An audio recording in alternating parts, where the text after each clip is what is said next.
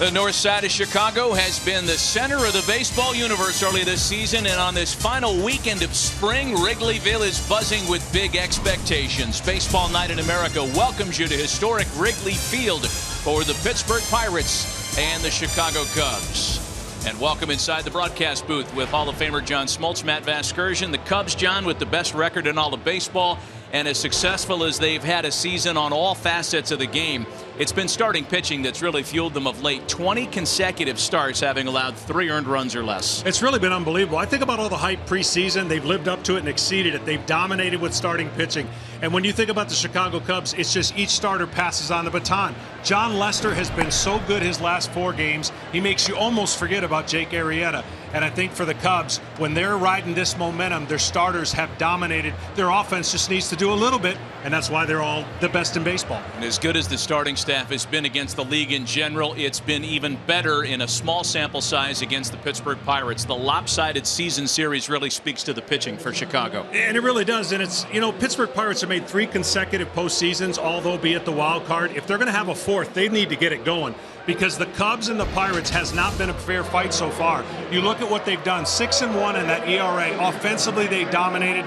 And right now, the Chicago Cubs are making a mockery of this division. Pittsburgh needs to get it going. Left-hander John NIESE will try to slow the Chicago roll. He gets the start for Pittsburgh today. Dating back to last year, the Cubs have taken 10 of their last 13 head-to-head against the Pirates. But as one-sided as the results have been of late, a rivalry that peaked in last season's wild-card game is as intense as ever the following season. Plenty of all-stars ready for their Saturday night matchup.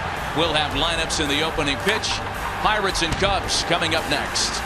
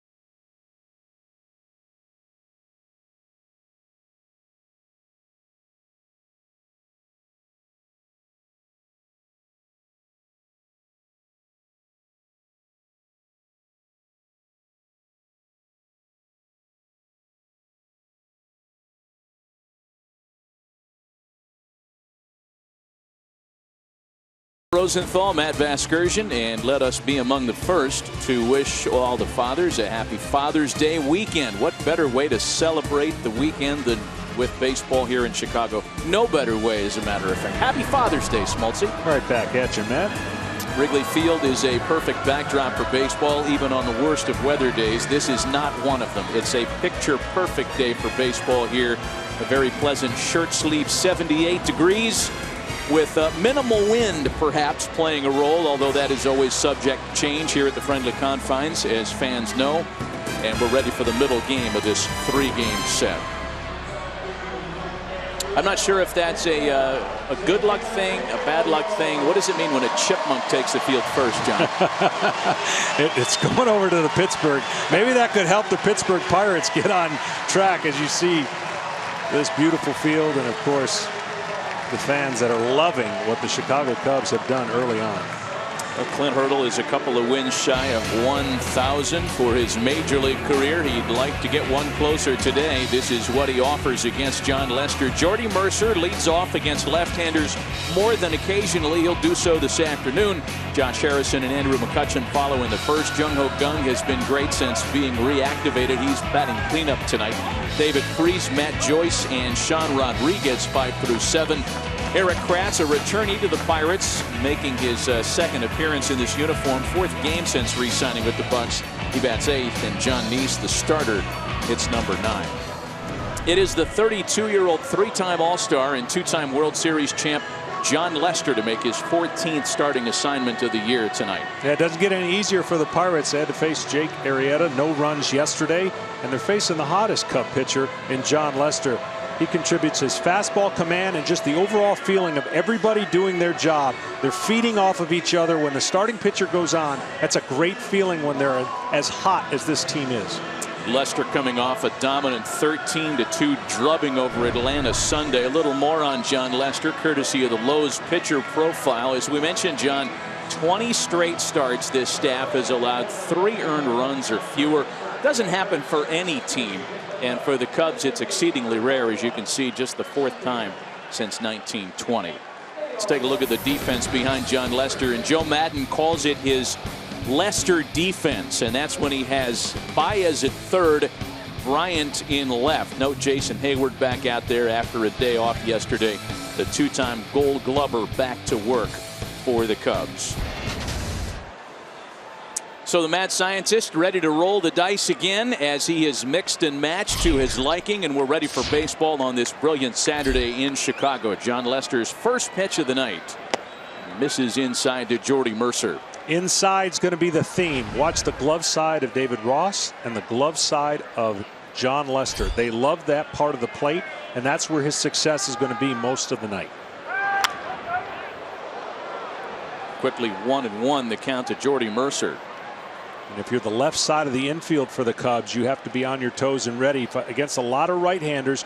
Jon Lester will throw his fastball, his cutter, primarily to the glove side of David Ross. He'll mix in a curveball and changeup. The 1-1 to the Pirates leadoff man. Well hit out to left. That hit a bunch. Bryant can only watch, and that one is gone.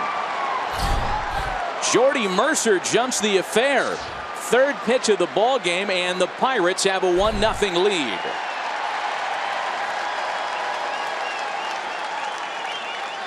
The first batters of the game had not fared too well against Jon Lester, but this pitch is out over the middle of the plate, trying to throw it away. It comes down the middle. Second leadoff home run. And the first batter of the game so far against Jon Lester. Well, Clint Hurdle has to feel pretty good when you put together a lineup and you use a little different look depending on the opposition, and that leadoff batter jumps ship, as they say.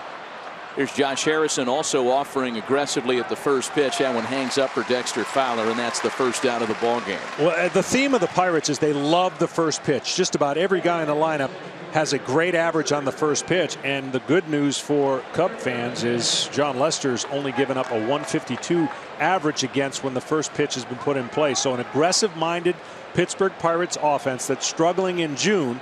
They started off really well in April. They're looking to get going, and what a better sign than to have their leadoff hitter hit a home run.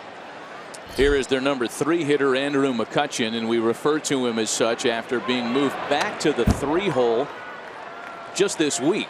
This is his 4th time batting 3rd since the rejuggling of the order. McCutchen had hit 2nd for most of the season. That in and itself generated a lot of discussion around the Steel City, but back in a more familiar part of the lineup here tonight. He struggled a little bit with a banged up thumb, and now re-gripping the bat a little differently, thinking that might help turn him around. Some broader strokes on the Pirates, John. They're below 500, as you know, for the first time since the third week of the season when they were 7-8. They have run into some lean times on both sides of the scorecard, and June has been particularly unkind. They have lost 12 of their 16 games this month, and what was a manageable deficit to the Cubs in the Central has grown, and I guess ominous would be a word that wouldn't be too far off at this point of the season. Yeah, hanging in there at 4.5 games back. They jumped up to 13 games back, and they definitely in 31 game stretch have struggled. And they need this guy to get going. McCutchen has not had good success off of Jon Lester, but you look at the June numbers, nothing out there speaks real well to the success that they had in April and May. June has been a lot more difficult. Yeah, from 4.5 games back off the division lead, as you mentioned, to 13 back at the start of play tonight. And McCutchen hanging around on 2 balls and 2 strikes.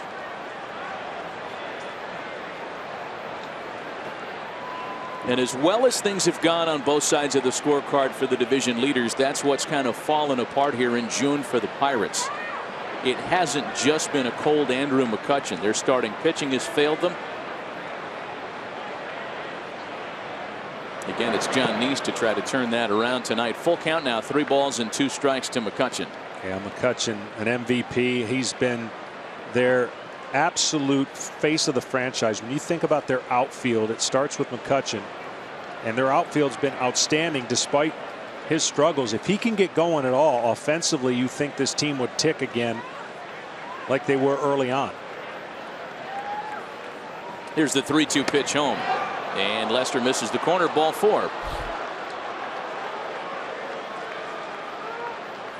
So here's what Lester has been able to do over the last 5 starts, really all year. He lives inside. See the line right there? That's going to be the success. If he gets that pitch and he gets hitters aggressively going after the inside corner, that is going to be the marquee setup for Jon Lester. The home run, though, he gave up out over the plate. He was trying to go away, and this ball comes back over the middle of the plate. And when hitters are already looking that area in inner part because they know the scouting report, anything over the middle is going to seem like it's put on a tee for the Pirates because they're so inconscious. Believe it or not, that's the first walk Jon Lester has issued this month. On a close 3-2 pitch. He hadn't walked a guy coming into this game in 87 at-bats. That is when you are on a roll. Ball to no strikes, the count to Jung Ho Kang, the Pirates' third baseman, batting with a run in, 1 away, and a runner at first as Kang moves his feet. It's 2 balls and no strikes. We can get into that storyline sooner rather than later with regards to the opposing running game against Jon Lester. The Pirates do like to go. They've had a lot of success. They've picked their spots well. Their stolen base percentage is tops in the league.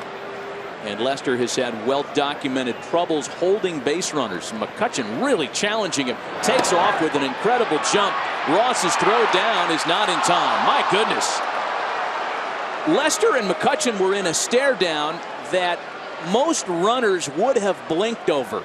Well, here's the deal. They know that Lester doesn't throw over to first, so they're waiting on first movement. As soon as he goes, he's got a huge lead. Ross is really good delivering the ball on the base. But I can tell you right now that the only way the Pirates to be successful against Jon Lester, they've got to create havoc on the bases. First of all, they got to get on.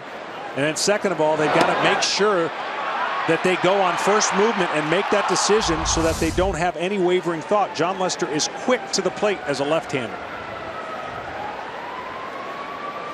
And McCutchen dancing around off the second base bag. Kang taking all the way. And it's now 3-1. So when you know a pitcher is reluctant to throw to the base, the Pirates will be more looking to bunt, get the ball in his hands, and they know on the base pass that he's not going to throw to the base, so you can be more aggressive. And there's ball 4 to Kang. So a guy who hadn't walked a batter in almost 100 plate appearances has walked back-to-back hitters here. And now David Freese will have an opportunity with a run in and one away. But what Jon Lester has been so good at this year is keeping runners from getting on. The opponent's batting average from the right and left side doesn't matter. He's not giving up many hits. He's not creating much of these situations where he can get rattled with base runners on. So he has been on his game. And we talked about not walking anybody in 87. He's walked 2 batters in the first 4 hitters. So now David Freese, who has big good numbers against left-handers this year, batting .349 against southpaws, and in a chance to inflict a little damage with runners on. A fastball starts him with a strike. You know, just to get back to that side story of Lester and the running game, I think everybody that speaks to Joe Maddon about Jon Lester asks him about that. And he told us, as he had earlier this year, would you rather have a guy good throwing to first base or a guy that's able to dot both sides of the plate from the mound? The answer is the latter. You'd rather have him work on his craft to home plate. And there are a few busts in Hall of Fame that would speak to that. But Greg Maddux was easier to run on than most people would have thought, and he never really was too concerned about it because very few were able to get on. You watched it for 20 years. Yeah, and here's the people sitting at home going, how can you not make that adjustment? Well, some guys don't have the ability to adjust, and it affects their pitches to the plate. So you don't want the pitches to the plate to be affected because of base runners. You'd want to make the best pitch you can to the hitter, so therefore you sacrifice some part of your game.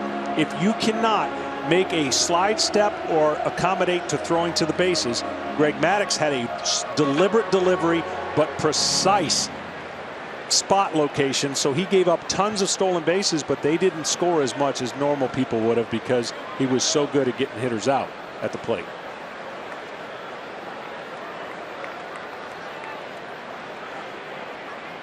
A ball and a strike to count to David Freese. A run in and one away. 2 runners aboard early.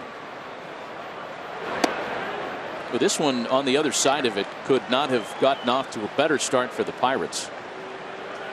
No, they needed this. They got in at 2:30 in the morning before their first day game here Friday, so you can expect that not to be fun against Arrieta. Again, McCutchen very active off the second base bag, really challenging Lester. He's running. Ross's throw to third is there to get him.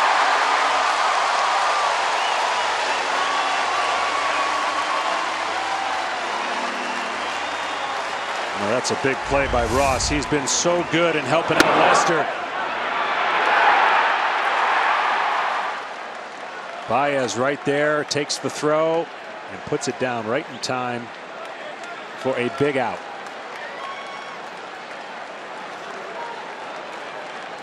Andrew McCutchen just 1 for 5 in stolen base attempts this year, and the big cut down the caught stealing by David Ross goes a long way in at least starting to minimize what could have been a big inning.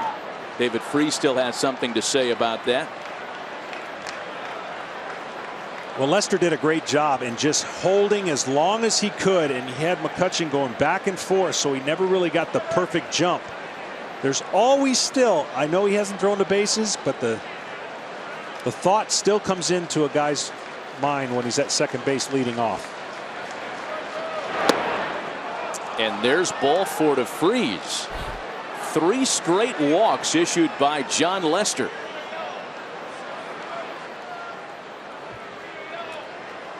As we mentioned after he walked Gung, you know, this is a guy that hadn't walked anybody in 100 plate appearances.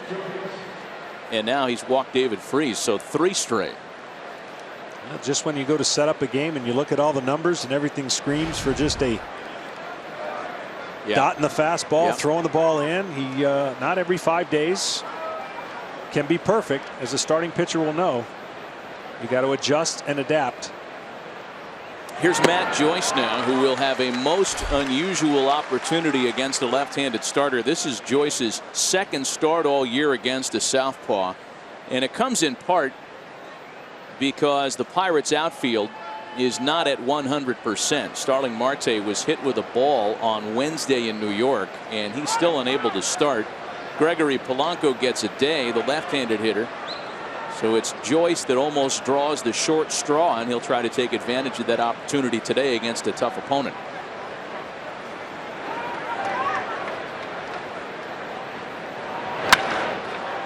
On the ground to shortstop. Russell had him positioned well, and Lester gets out of what could have been a really messy start to the day. Jordy Mercer's home run touches him up, but Lester fades 3 straight walks in the first. It's 1-0 Pittsburgh.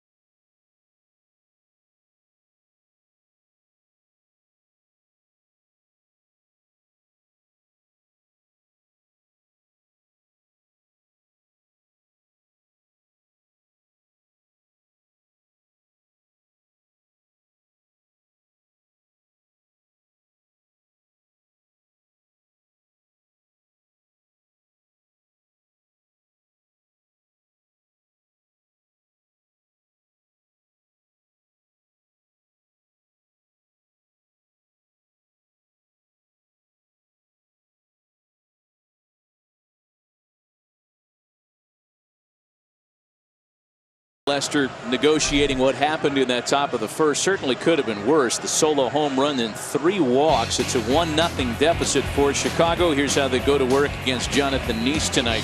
Dexter Fowler, the switch hitter, will lead things off. Jason Hayward and KRIS Bryant follow in the first. Anthony Rizzo, Ben Zobrist, and Javier BAEZ 4 through 6. Addison Russell, David Ross, and Jon Lester rounded out against the veteran 29-year-old southpaw Jonathan NIESE, making his 14th start as a Pirate tonight. Jonathan NIESE will mix and match. He'll throw in, away, sink it, cut it, throw a curveball and changeup. He throws under the average miles per hour in today's new strong arms. NIESE coming off something of a clunker his last time around on Sunday against the Cardinals. Gave up 8 earned in 5 1/3 and was on the bad end of an 8-3 score. 2 balls and 2 strikes to Dexter Fowler, starting things in the home first. Well, one thing that every starting pitcher wants to do when your team gives you the lead, you got to put up a shutout inning. And so far this year, as he has had the lead in 34 innings, he's got a rather high ERA at close to 5 and a .301 batting average when he has the lead. Fowler on a 3-2 pitch sends a chopper to third for Jung-Ho Kang, and there's 1 away. A little bit more on Jonathan NIESE, courtesy of the Lowe's pitcher profile. Well, that's pretty good against the all others, but against your division, you've got to be a little bit better. 1-3 is not going to get it going for the Pittsburgh Pirate rotation, who has suffered this year during this stretch. A high ERA compared to last year. They were really good last year as a starting staff and a pitching staff, getting off to a rough start this year. Dexter Fowler taking considerable time to get back to the home dugout. And that'll bring up Jason Hayward. Hayward got a night off yesterday. KRIS Bryant behind him, also a non-starter in the opener last night. Yesterday's series opener an afternoon affair, and then night games today and tomorrow. It's strange times when there's a night game on a Saturday at Wrigleyville. In fact, Seagulls are confused, among those confused here today, not just the announcers. 2 balls and no strikes to Jason Hayward.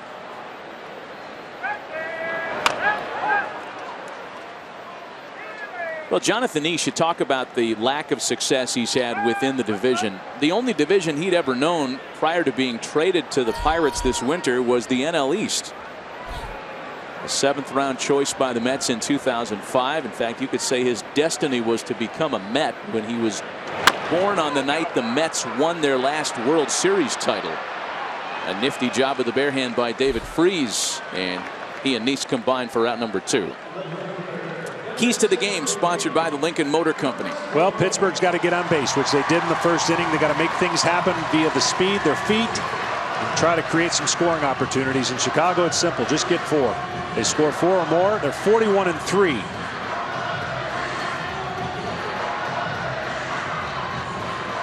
Two gone, bases empty now for 2015 All-Star and the reigning National League Rookie of the Year, Kris Bryant. We're going to talk a little bit about the All-Star game next month in San Diego as we continue tonight. It has the trappings, John, of being a rather Cub-themed affair at Petco Park. Bryant on the first pitch launches a ball into left center field. McCutchen has a play for it at the track to retire the side. Psych.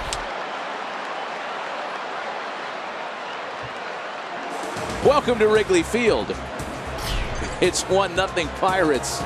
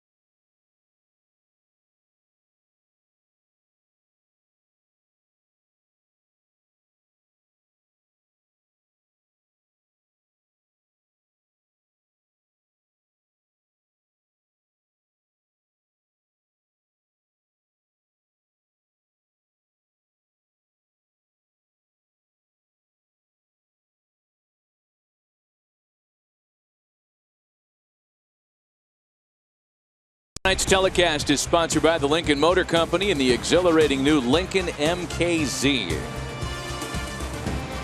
Already a change in this ball game as Albert Almora has taken over in center field for Dexter Fowler. We start the top of the second and Sean Rodriguez fouls the ball off his foot.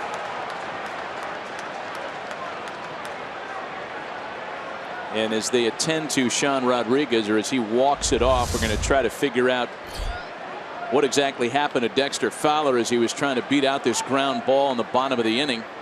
And it just looked like he got to the first base bag awkwardly. And that's the end of his night. If and when we get more on his status, we'll certainly pass it along to you. Rodriguez does in fact shake it off, digging back in on 0-1. And behind now 0-2. Well, I mentioned the aggressiveness of the Pirates. Sean Rodriguez fits the mode. Goes after that first pitch in. Because it was in, fouled it off his body parts, which is never fun. They're going right back in there. And a swing and a miss. First strikeout of the night for Jon Lester, one away. That's what makes Jon Lester so effective. I mean, if you're going to be aggressive hitter, and you could see a feeble swing by Rodriguez. He's in between right here. In between. Where's it going to be? That's a little too late. Everything's gone. He's got nothing left but trying to just foul off the pitch.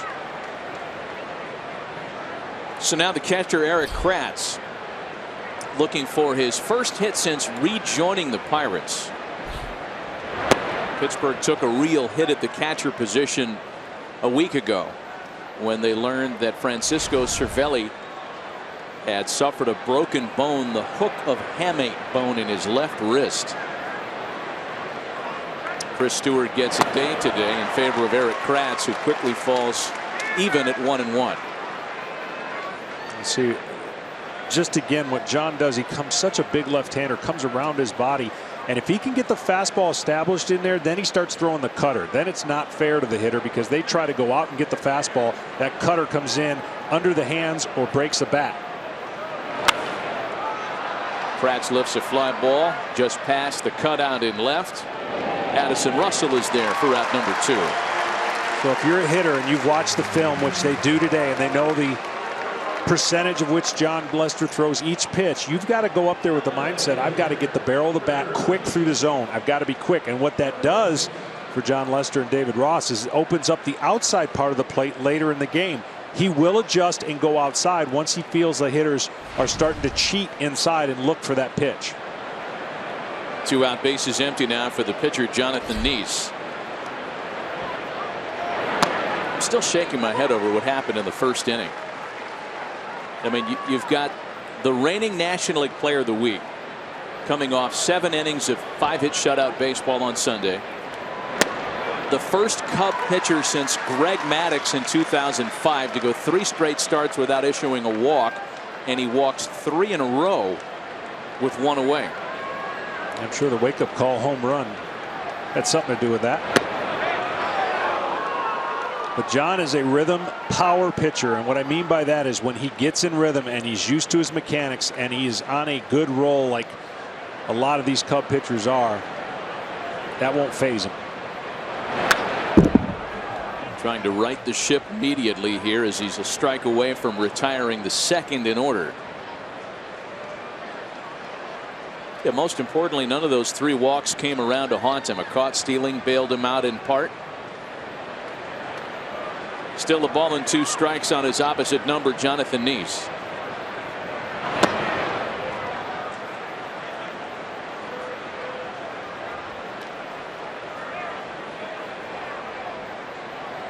Top of the order, Jordy Mercer waiting next. He hit that leadoff home run that explains your early 1-0 score.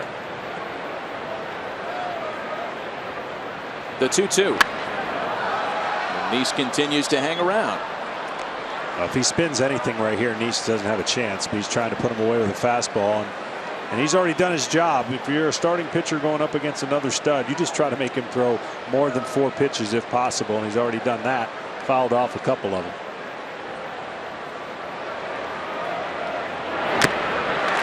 A 1-2-3 second gets Lester back on track.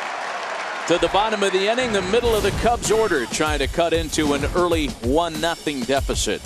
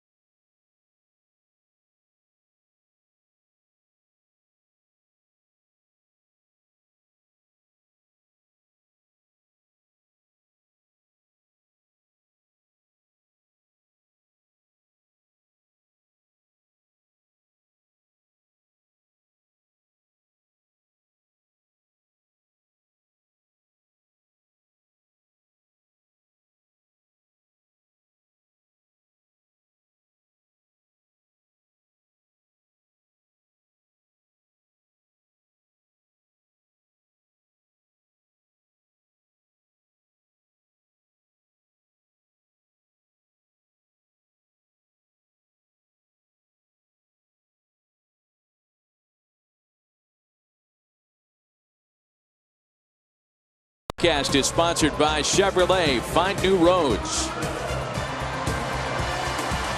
Hey, a reminder, follow live baseball with the MLB.com at-bat app. Stay up to the moment at any moment with game day, live game video highlights, StatCast, news, and more. Download MLB.com at-bat, the #1 app for live baseball on your phone and tablet.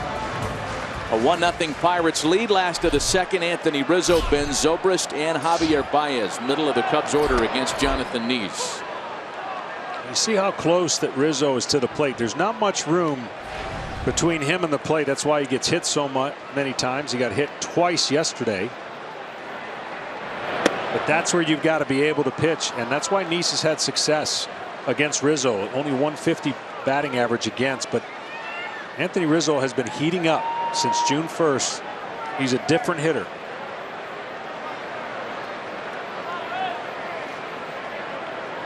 Yeah, Rizzo was on base 4 times last night without the benefit of a hit. There's one launched into the corner and right and gone. And just like that, back to even on Anthony Rizzo's 16th of the year.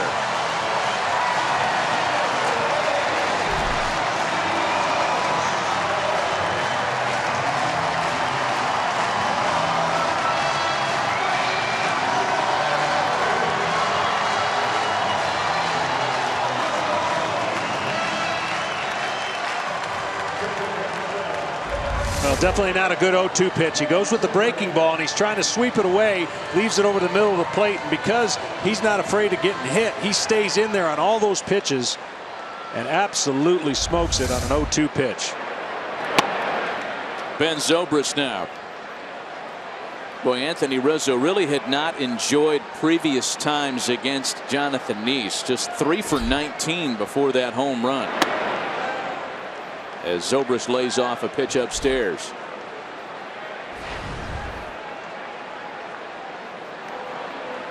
Granted, it was only a 1-0 deficit, but this is a Cubs lineup capable of putting up big bunches of numbers in an awful hurry. Well, I mentioned Anthony Rizzo after June 1st, 340 coming into this game, 236 before. The power numbers have gone up, on base has gone up. Zobrist lines to right. This one chasing Rodriguez, and he makes the catch. There's one away. See where his hands are. He chokes up on the bat and he stays in there nice and compact. Line drives work well when the wind's blowing in, but the breaking ball did not fool him at all. He stays back the entire time, almost anticipating it. The first 2 pitches couldn't have been any better from Jonathan NIESE. In the sinkers and fastballs, and the 0-2 curveball he wants back. Most of Anthony's damage has come against right-handed starting pitching in terms of the power. But he turns around Jonathan NIESE here to tie up the game, and now it's the right-handed third baseman tonight, Javier Baez. Baez done a nice job making some adjustments. Still can get wild outside the strike zone with his swings. I would think changeups are going to give him problems tonight if NIESE wants to go to him. Baez chops that up the line. A fair ball as it squeaked past Gunn. And Javier Baez wheels into second with a 1-out double.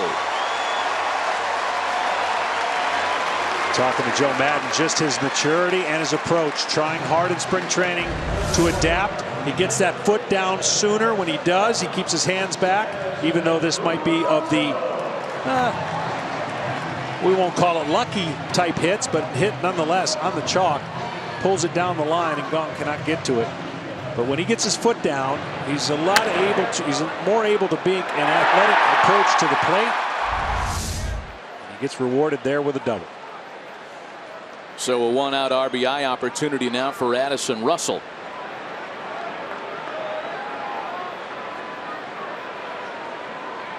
I'll tell you, Javier Baez has that kind of swing that, I mean, it can land you on the cover of Sports Illustrated. It could also land you in a doghouse, because when he misses, the misses are historic.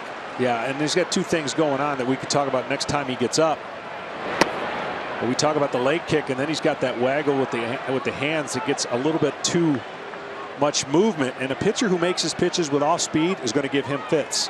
But if you leave one over the plate, the power this kid has, We all know about it, what he's done in the minors and the power he's displayed in the big leagues already. Russell lays off a pitch up and away that's called for a strike. And he's behind now 0-2.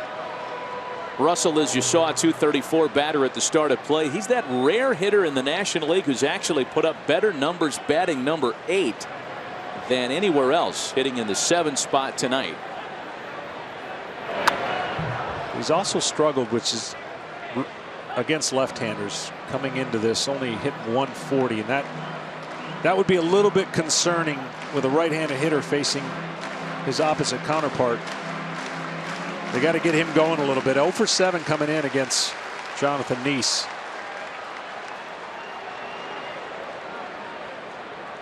The next 2-strike pitch to him misses in close. A ball and 2 strikes now. Russell, one of the Cubs leading his position in votes in the National League for the All-Star game coming up next month.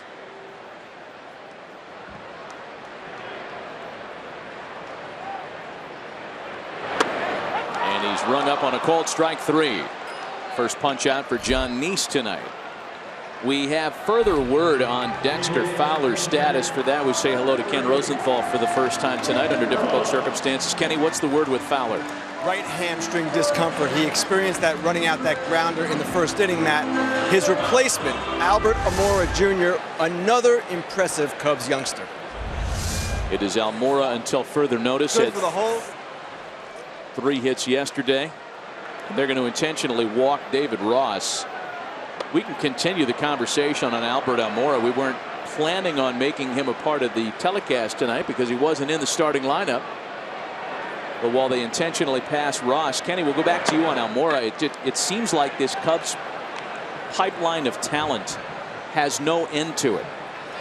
Well, you're right, Matt. And as we get closer to the trade deadline, this is the whole thing with the Cubs. This is the advantage that they have over most teams. They have Almora, they have BAEZ, but they don't even have to trade those guys. There are players at AAA that they can trade. There are players even younger than that. They don't want to break up their major league club, and they won't have to. Yeah, there's been a lot of internet chatter and a lot of discussion over a package that the Cubs would be able to put together to go get a frontline closer. And Joe Maddon has said he likes his bullpen. It's not like they're actively trying to insult anybody down there. But where they have an opportunity to make their team even better, it's scary to think of what an addition of an Andrew Miller or Aroldis Chapman may do. Yeah, no doubt. They went in a different direction with this era of run prevention. They went and acquired as much offensive talent as they could. People were wondering, would that work? How would that play out? Then they went and bought some pitching. So that offensive talent and young talent that they've built up has now put them in a position to be able to do whatever they want if they fill a need on their team to make them better. There's no doubt they're going to the playoffs. A lot of people already talked about them the favorites before the year started.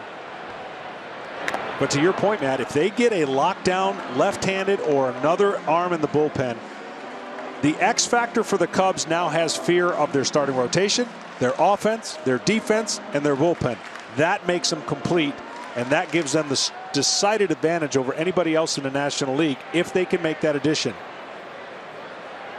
2-strike pitch to John Lester, fouled in the other direction, still 1-2. Because what happens in the postseason, despite how many wins they win, let's say they win 110, 105 games, I think it's such a different format, and they know that you play differently in the postseason than you do what got you to those 104 wins in a regular season. You're going against top flight pitching. You need your top 3 guys going, and you need to lock down bullpen so that you can make the best case for you to win best out of 3, 5, and then best out of 7 moving forward. 2-2 to Lester. You think about the potential matchups just playing that game. We face the Nationals. Their rotation can handle this offense. If you face the Mets, their rotation can handle this offense. It's whether or not the other teams can make the case of, in a short series, how you can defeat the Chicago Cubs with all the depth that they have offensively. It's going to make for exciting postseason. We knew the National League coming in was going to be the haves and have-nots. It's played out that way, and the Cubs have certainly taken advantage of it.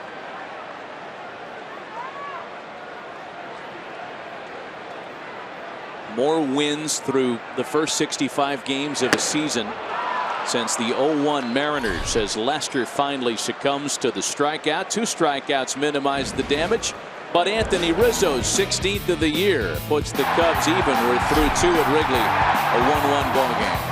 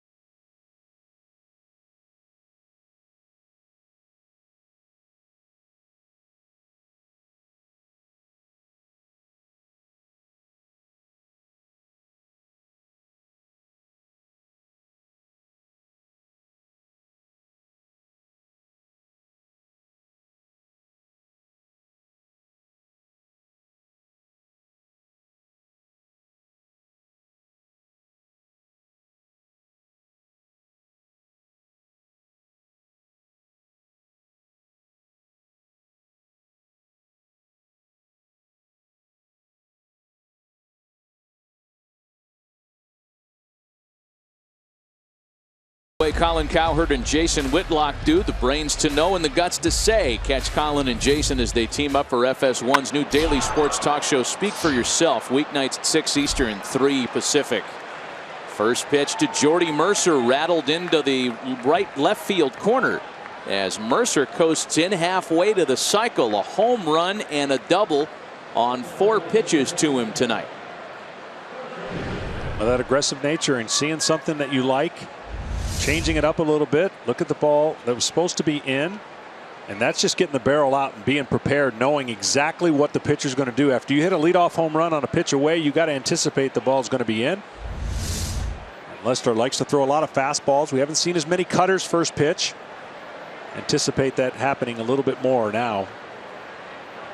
With Harrison trying his best to advance him, if nothing else, drive him a run. Mercer in scoring position here with nobody out to start the 3rd. Harrison, the leading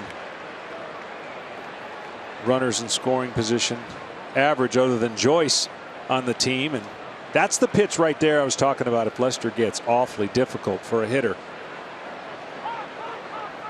Time is called. We're taking a look at Javier Baez here because Joe Madden was talking about this before the game. Situations like this, he loves how aggressive Baez is at 3rd. And that's a part of his John Lester defense.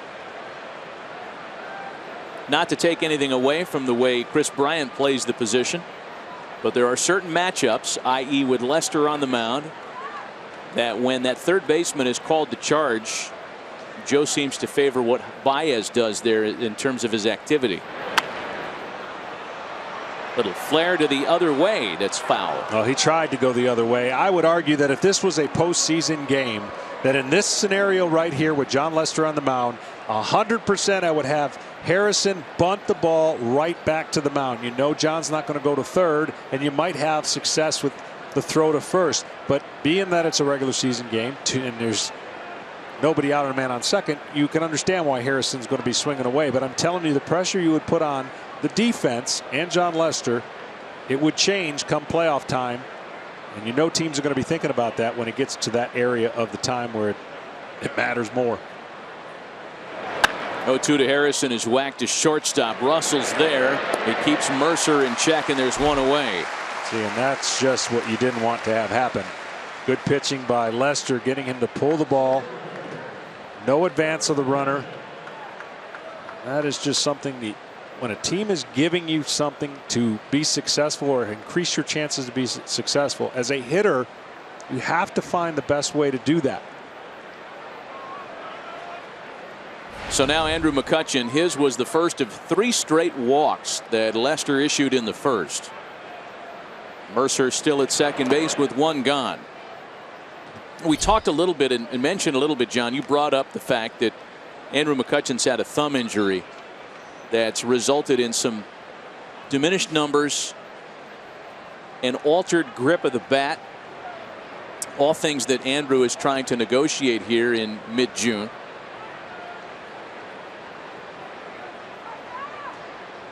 The thumb injury is the most likely cause. As he hits the hole on the right side, they're going to wave Mercer on around, and Andrew McCutchen comes through with an RBI base hit to give the Pirates their 1-run lead back. Well, in the day of all the shifts, this is a routine ground ball to no second baseman right there, right? And he knows it, and that's a concerted effort by McCutchen, who's struggling, and that is an easy base hit. All you have to do is play a little pepper right there to that area, and you never see the first baseman get that far over to try and field the ball. You know that's out of his comfort, and McCutchen feels good about that, gets an RBI and a hit, and it's that top hand, lighter grip, more back control, whatever works, says his manager. If it feels better and he can get success, all for it. And now the cat and mouse game between he and Jon Lester resumes as Jung Ho Kang steps back in. A run in, 1 away, runner at first, and we'll see if McCutchen looks for another opportunity to run. He stole second and was then caught stealing, tried to nab third.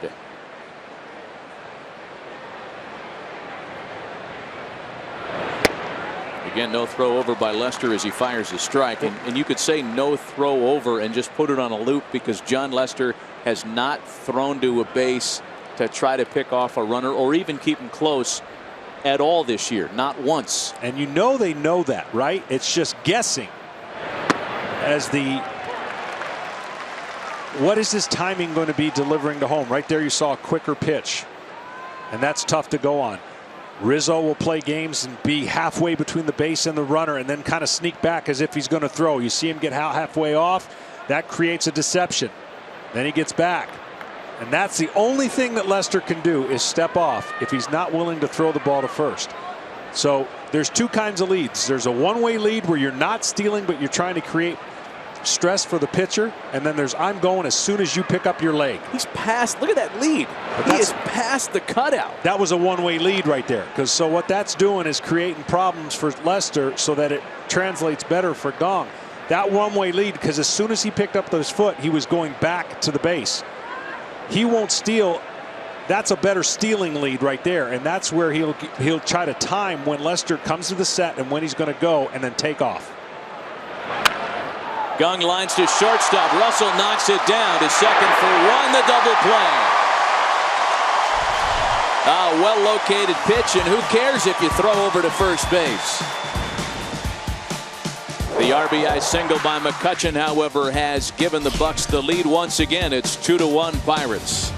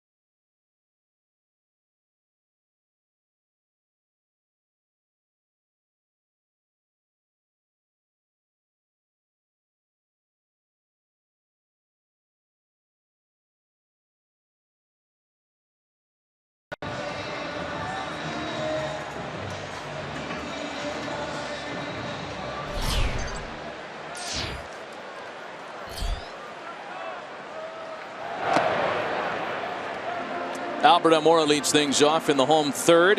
Almora, Hayward, and Bryant top of the order for the Cubs. A 2-1 Pirates lead early on here with Hall of Famer John Smoltz, Ken Rosenthal, Matt Vasgersian, Albert Almora. Not a part of the starting lineup tonight, but Dexter Fowler was removed after his first plate appearance, leading off the bottom of the inning.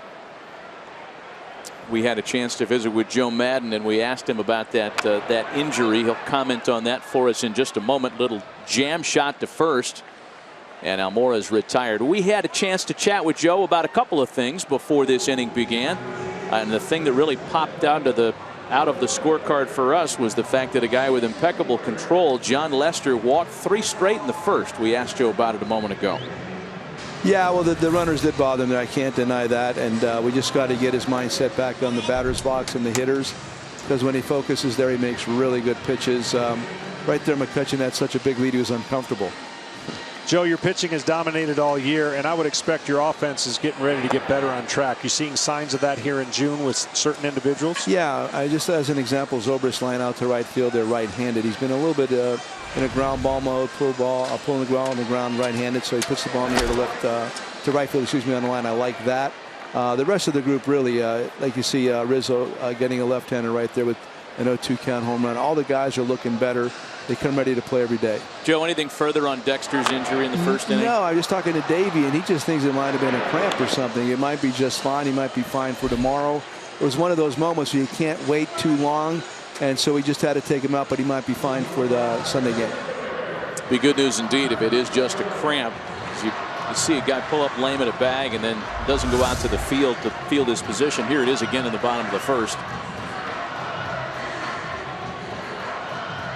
Definitely looks like pulling up at the end there, and the Cubs are so deep and they got such a lead. No necessary, not to take any unnecessary risks. Right. There's Kris Bryant now. Bryant hit a 2-strike pitch in the first that many of us thought had enough to get out of here. It took Andrew McCutchen to the wall and then back to the shallow part of the track before making the catch. And it's a ball and a strike to Bryant. Off the bat, it looked like Kris had number 16. Yeah, this ball was hit pretty good. You could tell by McCutchen get back to the wall if that ball was at least going to maybe catch the basket, if not second or third row. But that wind, although be it slight, the ball was hit so high the wind had an opportunity to knock it down, and McCutchen took a few steps in. Kris Bryant, and we mentioned it at the time when we went to the commercial break here, just you and I, it always looks like he gets it. He has that kind of swing, that kind of finish where, I mean, he could sell a pop-up that it has a chance to get out. Yeah, he's done a nice job, and he's even made adjustments this year trying to keep the bat in the zone a little bit more.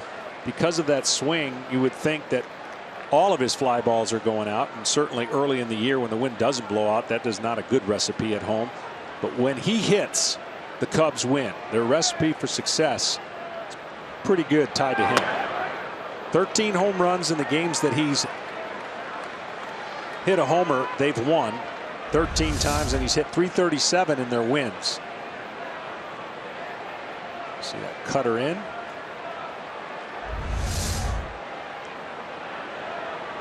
The payoff pitch home.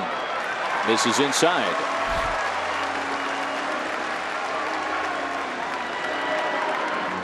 Well, Pirate pitching issued 10 unintentional walks yesterday. 11 altogether. That's their second walk of this game. Ross was passed intentionally earlier. So a 2-out opportunity now for Anthony Rizzo, whose solo shot in the second tied it for a brief moment in time at 1 apiece.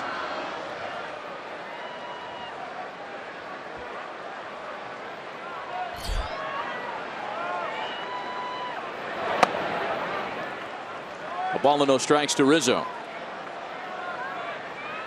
Well, Bryant, as he walks right there, has really enjoyed his time against the Pirates. 372 is the highest active average coming in to this game against the Pirates.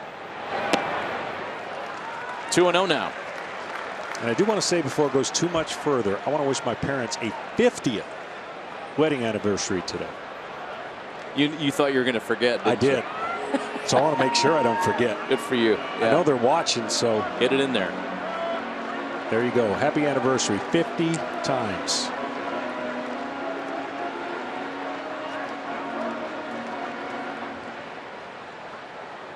Holy cow, that's a good call. My parents is coming up in 2 days. There you go. See? And I would have forgotten that one too. Rizzo lines that one foul.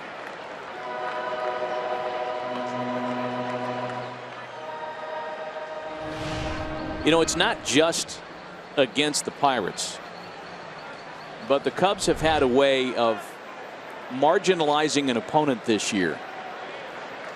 Head to head, it's a great sample size to look at as Rizzo takes a strike. Last 13 games between the Pirates and Cubs, Chicago is outscoring Pittsburgh by almost 2.5 runs a contest.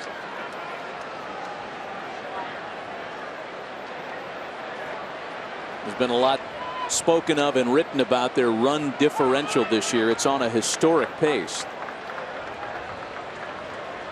And they don't play a lot of close games. 3 runs or more. They've dominated baseball in either category, wins or losses by 3 runs or more. Full count now, 3 balls and 2 strikes.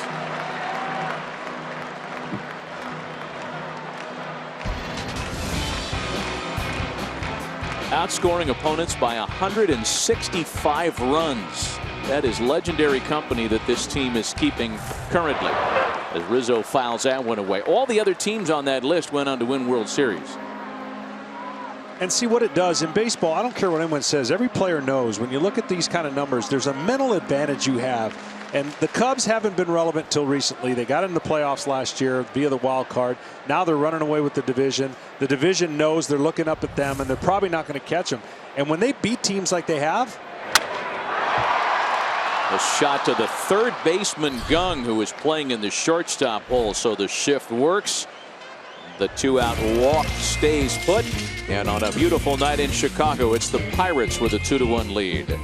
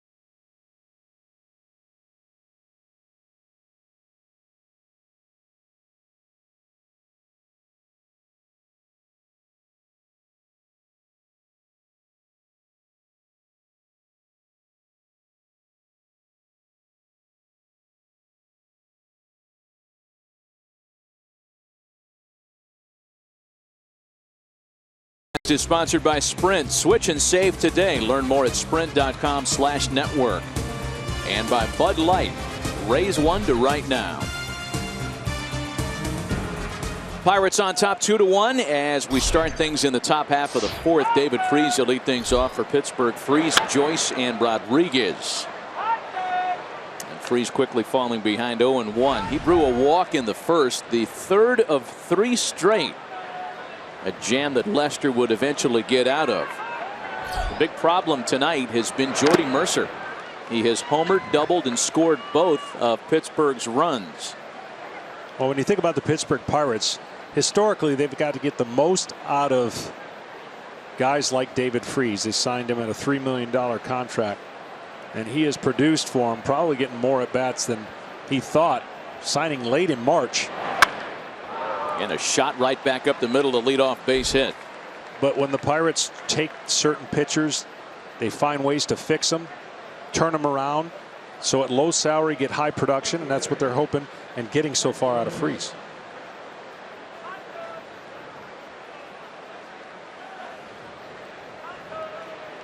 So now Matt Joyce with the leadoff hitter aboard. It was Joyce that grounded out to end that threat in the first.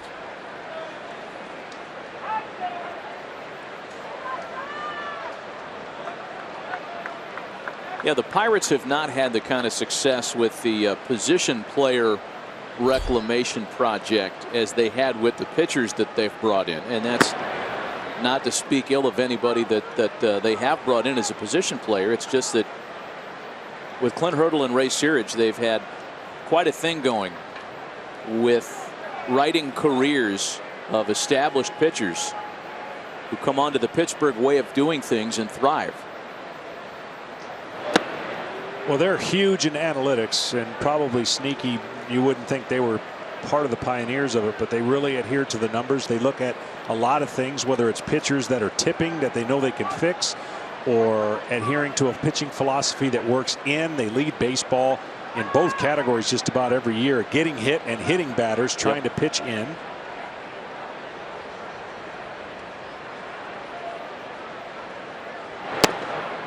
I don't think there's one way you can really summarize their pitching plan, but low and in would be a start. Yeah, and then some guys who haven't learned how to do it very well get those pitches get away from them. They hit a lot of guys, and in turn, you know, the position players are going to wear it if certain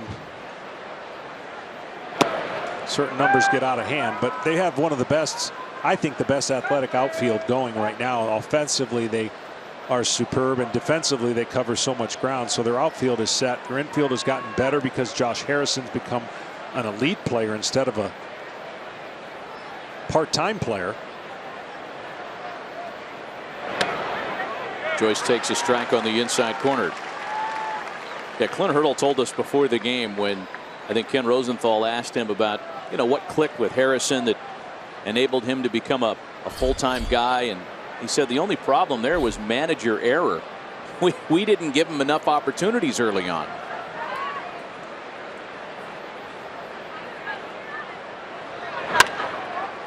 Joyce wraps one just inside the line and down into the right field corner. Freese will be held at third.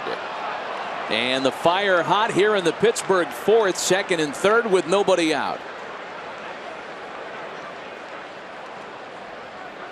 Freese going on the pitch, knowing no way he was going to throw to first, so this is just trusting your hitter, and the left-hander pulls it down the line, which you can't anticipate if you're Rizzo. And then Hayward, so good out there, getting to the ball, playing the carom. Joyce, you wouldn't think a lefty starting against Lester would be one of those things that might help the team. Sure has right now. This is a big plate appearance here for Pittsburgh, because after Sean Rodriguez, it's Kratz and Niese, the pitcher spot. Second and third, nobody out. And Rodriguez with a one-hopper to shortstop. Russell had the runner hung up, and now there's no play anywhere. Russell hesitated because it looked like he wanted to get Freese, who went just far enough down the line to freeze the young shortstop. Bases loaded now with nobody out. Well, I think what messes him up here, BAEZ never gets back to the bag, so he's definitely got a bad read was Freese, and so now he's going home, so he's got it. But see, BAEZ is standing there watching. If he goes to the bag, maybe there's a chance. So that little indecision right there definitely kept Russell from throwing the ball to first, because you could understandably know that he was dead at home. Chris Bosio comes out to discuss things on the mound, and Chris Myers back in our LA studios as a game break. Chris?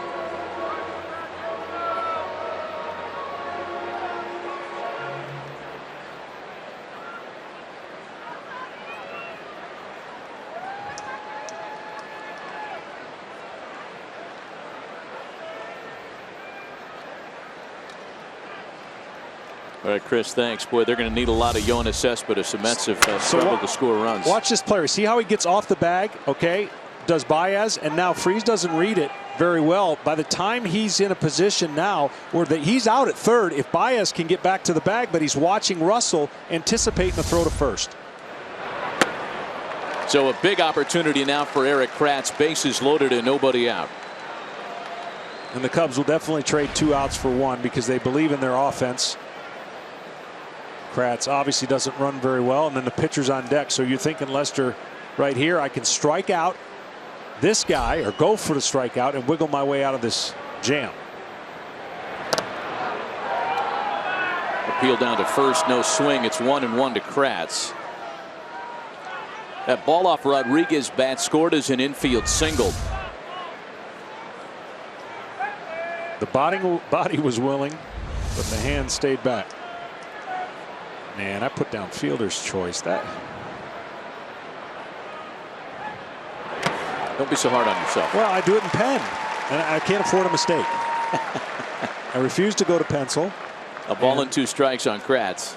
I anticipated what I thought would be a fielder's choice because he definitely would have been out. Well, as you look at the bases loaded thread here, and as you look at your scorecard, despite the error there, you know that infield single by Rodriguez, save a double play, it gives Mercer a chance to bat with runners on. And a swing and a miss. Exactly what John Lester was looking for there. 1 away. Yeah, and now you're hoping, if you're Lester, you can somehow induce NIESE to hit the ball on the ground and turn your double play without facing Mercer. Just climbing the ladder. Kratz, of course, trying to get that first hit, trying to create something for his team. Now NIESE, it really takes the bunt out of play with the bases loaded because there's a force at every bag, including home plate.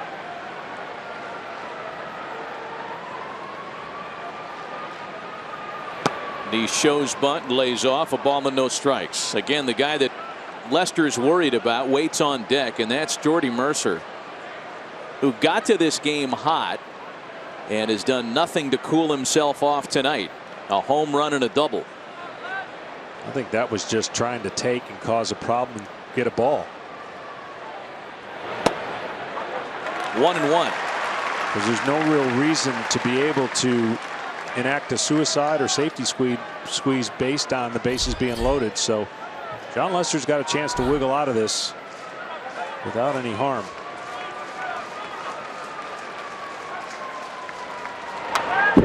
A ball and 2 strikes to NIESE. Now anything breaking again, I think he's got NIESE right where he wants him. Won't make contact.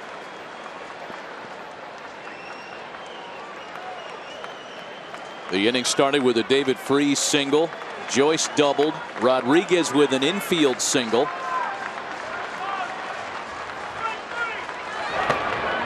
Two and two. He just didn't make it close enough.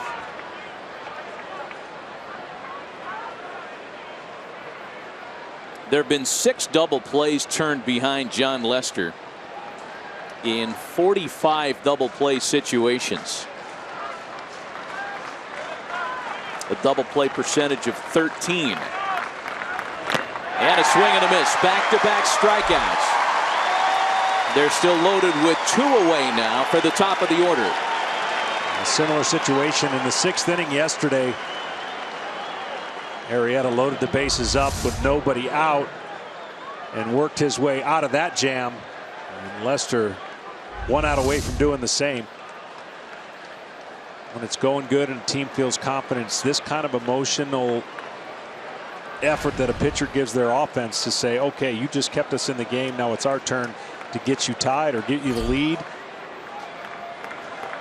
So here's Mercer now with 2 away. Throws his bat on a foul ball.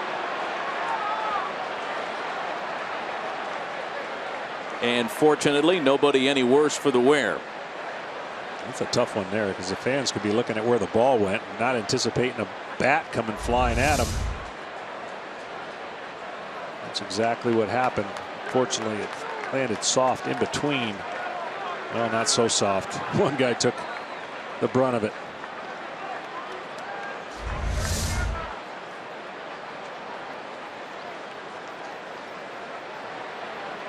Mercer hits hit safely in 5 of 7 at the start of play tonight. And again, 2 for his first 2 against Jon Lester.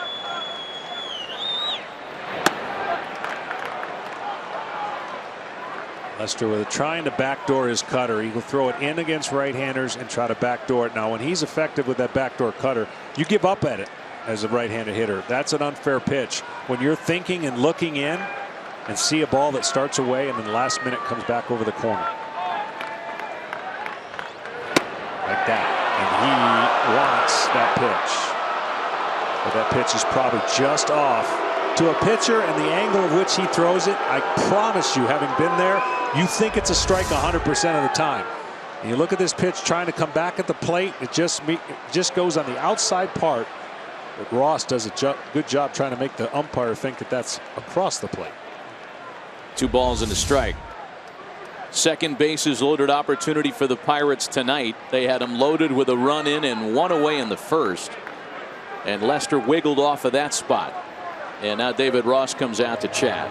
Ross is trying to tell him go recycle the signs right there when he gives that motion. Well, here's why there's some concern for Jordy Mercer. He led off the ball game with a home run. And then led off the third and doubled on the first pitch.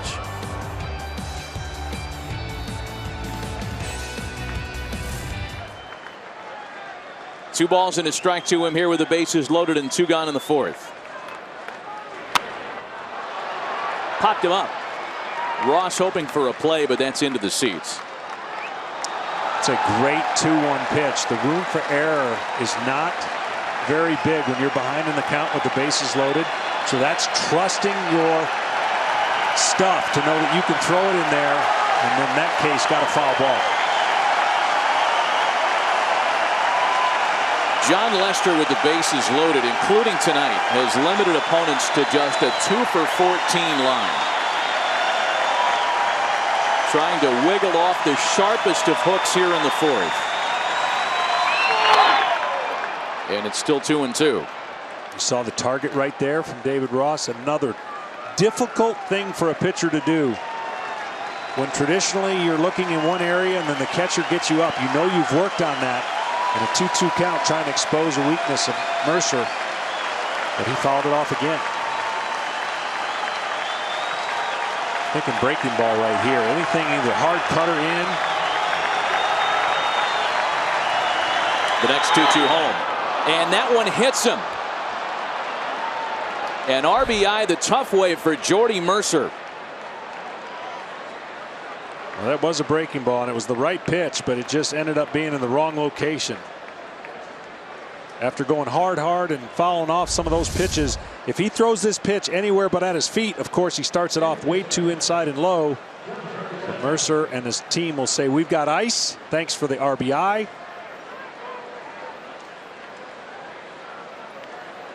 Doesn't feel good for a little while, but you'll take the stake. That is the first time Jon Lester has ever hit a batter in a bases loaded situation. So Josh Harrison now, he'll be the 7th Pirate to hit in the inning. 0 for his first 2, and going back a bit further, just 3 for his last 28.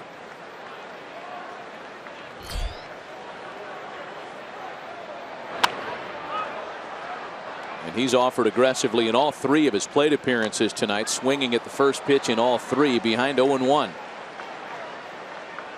Well, he has that open stance and then closes it. It always looks like, when I faced a guy like this, I always felt like he was never coming off the heater, looking at fastball the entire time.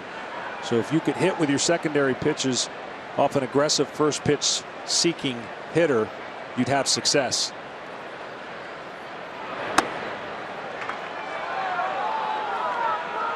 A ball and a strike. I tell you, Ross is talking right now, wanting that pitch. That pitch looked a lot better than the other one.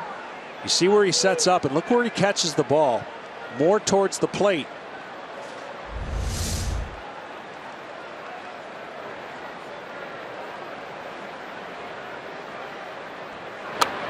A ball and 2 strikes to Harrison now.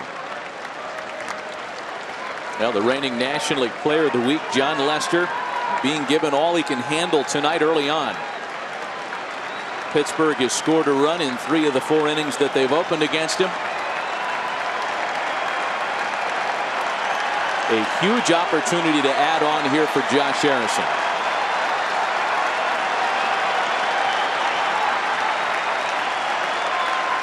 And the 1-2. A swing and a miss. Lester and the Cubs minimized the damage. But the RBI to Jordy Mercer with the bases loaded has pushed the Bucks' advantage to 3-1.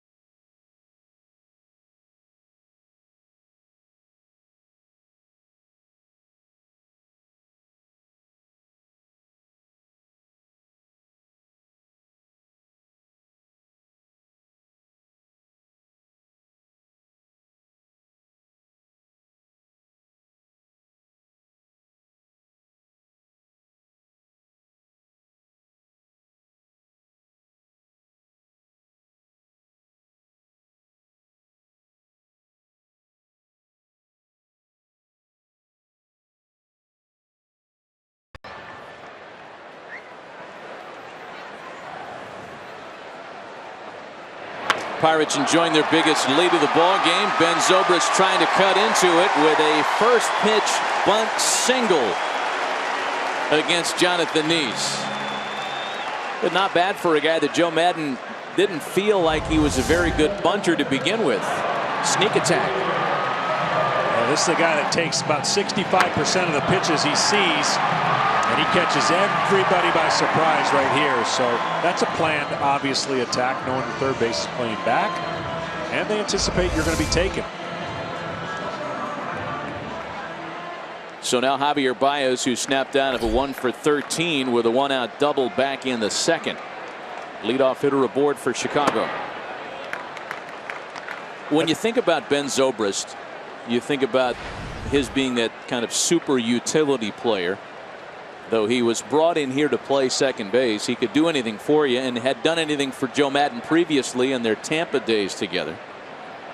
Javier Baez could be considered the same kind of player. Oh, and by the way, so could Kris Bryant all of a sudden. If we can bring Kenny Rosenthal in on this discussion. Javi Baez is a very important guy in terms of what the Cubs try to do with a lineup, Ken. He is so valuable. Joe Maddon calls him his Swiss Army knife because of all the different things he can do. We're seeing him at third tonight. You mentioned the Lester defense. He can give Addison Russell a day off at shortstop. And Joe Maddon even told us he is a really good first baseman.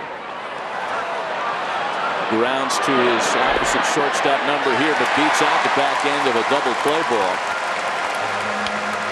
And he's aboard with one away. And his point at first base was really interesting, guys. He talked about Baez's ability to slap down a tag. And he said when the pitcher throws over 3 or 4 times, Baez tags so hard that the runner eventually will start hurting. Bottom line is, this guy has become an incredibly valuable player. Ben Zobrist 2.0. Yeah, he's aboard with one gone now for Addison Russell.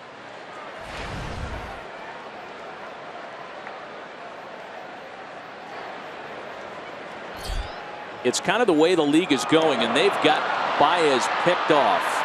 Throw down to second base, finishes the out. And Baez is indicating take a look at it again to the home dugout. He wants to review this thing. Worth a look. The player always feels like they were either safe or out. Well, they made a great slide, and I think it might have been on a secondary past the bag. I don't think initially they got him. He goes on first move. Great move here by NIESE. And then you watch the throw, beats him plenty of time, and then watch the swim move. He misses him there. He misses him there. He misses him there. He's trying to figure out how they could call him out. And he was that's when I thought the umpire called him out. He didn't call him out until then.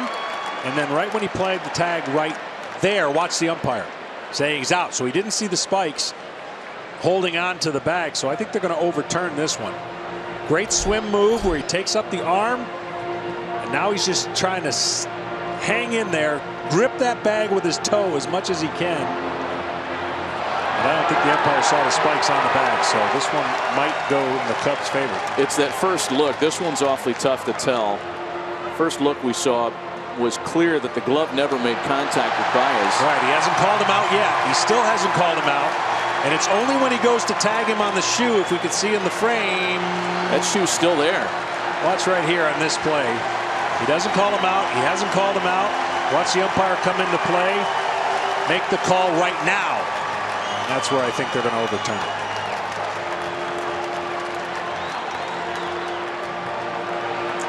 The umpire working second base tonight is Ramon DeJesus. He is a AAA umpire who's up here to give a regular member of this crew a break. You can see why he thought the spike was off, because it bounces and moves.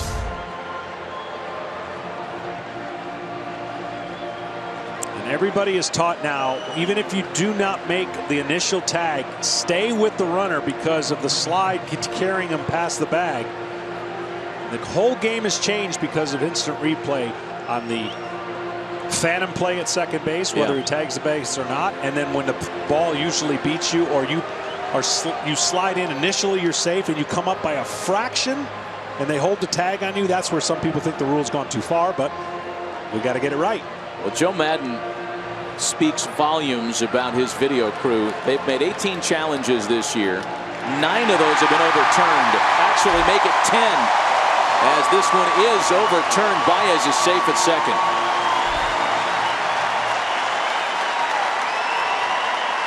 I would tell my players if I was a manager, because you see the emotion of the player always wanting to be safe. Yeah, right. I would say, hey, look, if you think you're safe, let me know. But if you're wrong, you're paying a fine, and it's going into a nice charity bin.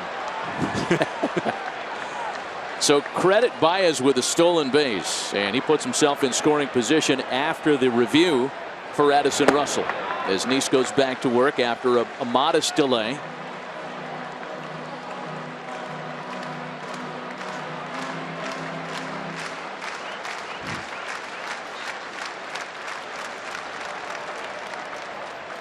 A ball and no strikes to Addison Russell, and there goes Baez on his way to third. That is a great base running video that you could put on for anybody. The only way that you get to third base on this play is you got to anticipate it, look his secondary lead, and he takes off. You cannot have any fraction because the catcher is pouncing on the ball. So now, any ball put in play right now in the infield other than third base, Cubs are within a run.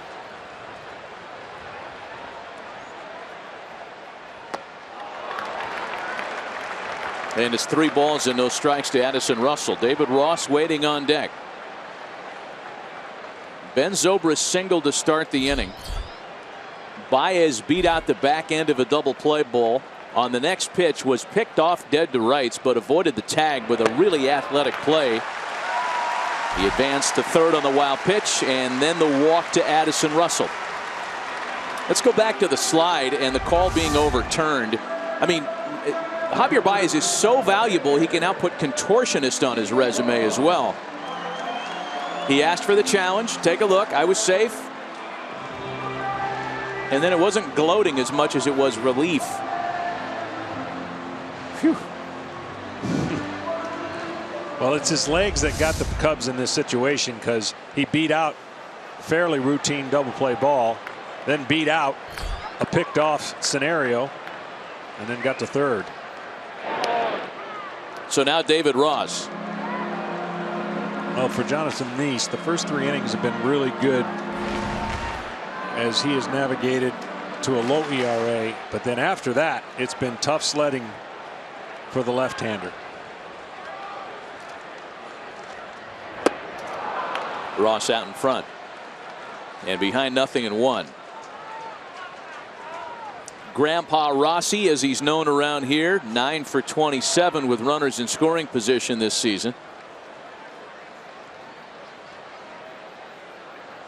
Veteran catcher, as John mentioned, trying to put it in play to the outfield. The squeeze plays on. Here's BAEZ to score, and it's a 1-run game.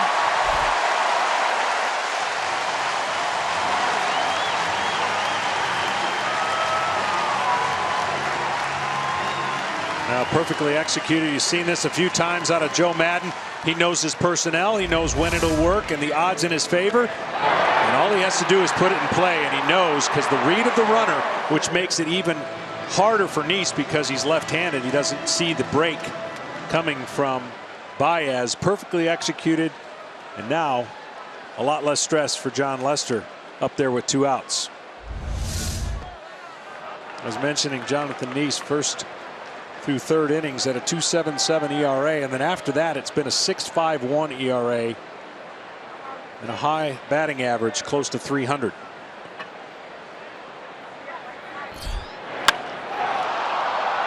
Lester with a shot out to the opposite field. Joyce giving it a chase. It's into the seats.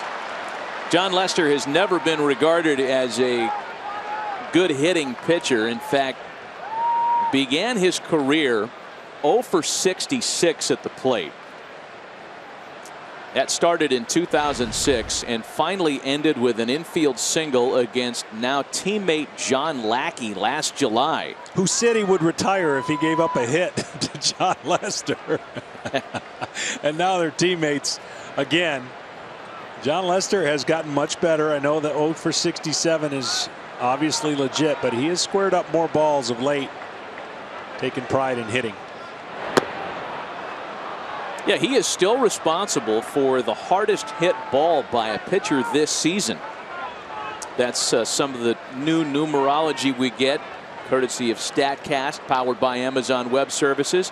He turned around a Tyler Chatwood fastball in April and hit it 109.9 miles an hour. No contact on that swing. However, the Cubs do manufacture one back. The contortionist exploits of Javier BAEZ being described on the bench in a 1-run game.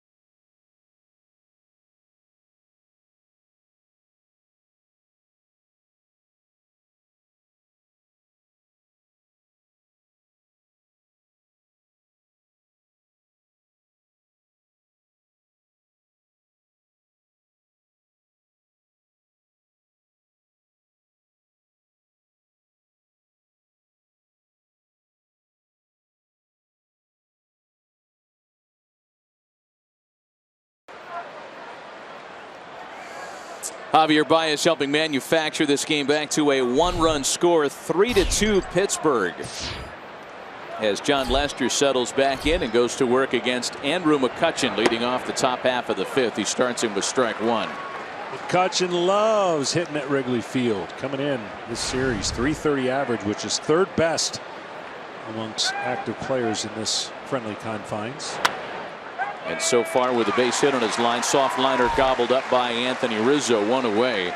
A reminder, coverage of the 116th U.S. Open Championship from historic Oakmont Country Club continues tomorrow as they finish 3rd round play at 7 a.m. Eastern on FS1. And then its final round coverage starting at 11 Eastern on Fox. Or you can watch it all on Fox Sports Go. Suspended play today. Shane Lowry, 5 under through 14. Golf, a lot of it is about timing. When and how, and that when and how right there from the weather delay causes those leaders to finish up tomorrow morning.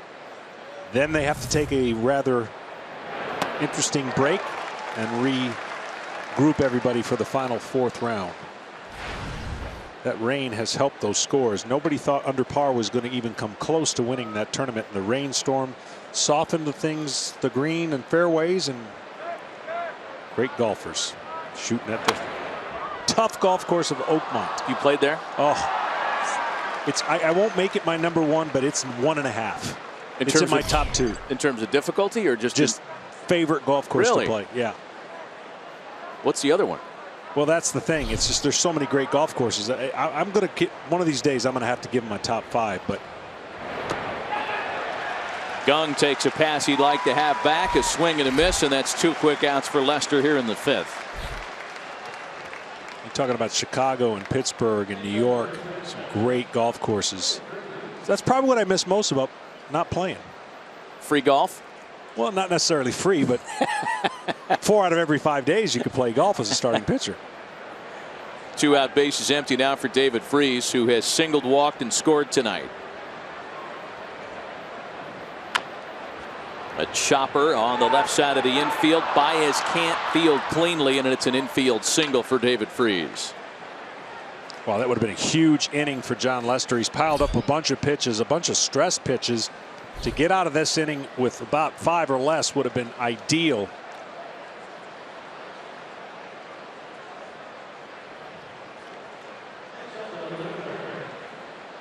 There's still a chance for a lower pitch count inning despite the infield single by Freese with 2 gone. Here's Matt Joyce now. He has grounded a shortstop and doubled. That's hung in there pretty nice against Lester, who's tough on lefties.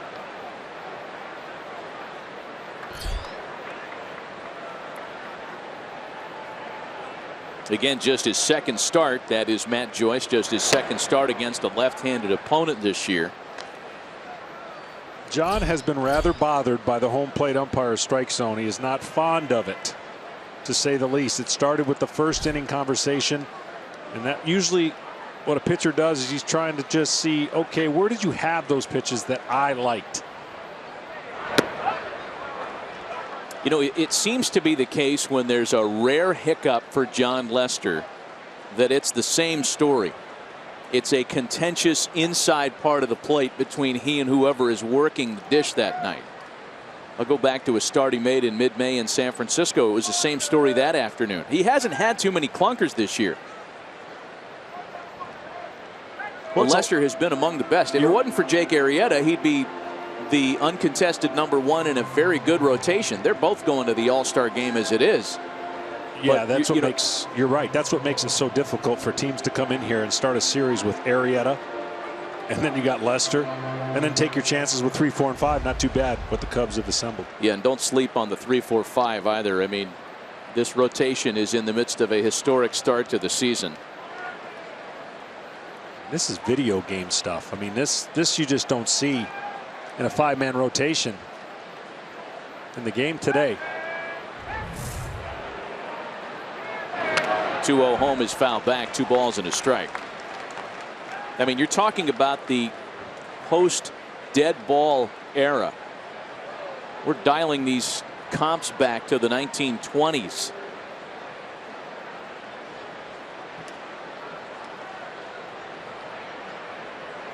And that's with home runs being hit this year at a near historic rate. And the Cubs pitchers just don't give up home runs, which adds to the greatness not only of what they've done, this ballpark, but they keep the ball in the ballpark as a staff better than anybody.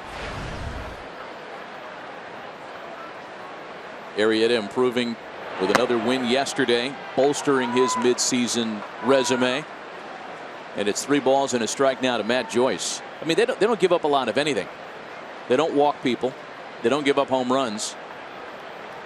And the batting average they've allowed at .202 is the lowest allowed by a team since 1913. And I get it, there's still plenty of baseball left to be played, and it hasn't gotten really warm yet at Wrigleyville. But what they've accomplished to this point is noteworthy. Yeah, everybody knew the offseason acquisitions were going to help their offense. And it has a little bit. It certainly has. But they're pitching #1 in fewest home runs, #3 in strikeouts per game. And a swing and a miss. A 2-out base runner left stranded. Middle of the night at Wrigley. Kris Bryant bats third. We go to the bottom of the 5th. 3-2 Pirates.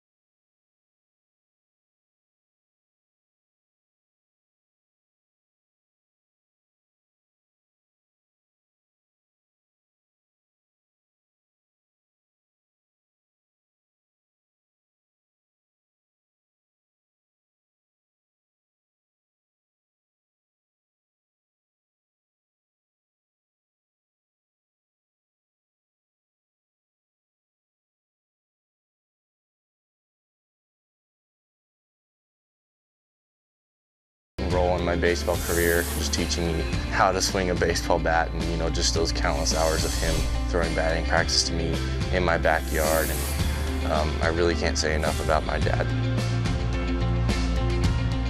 Albert Almora leads things off on this Father's Day weekend. We welcome you back to Wrigley Field with John Smoltz, Ken Rosenthal, Matt Vasgersian. Father's Day weekend being celebrated. Kris Bryant finally remembering the influence that his dad Mike has had on his career.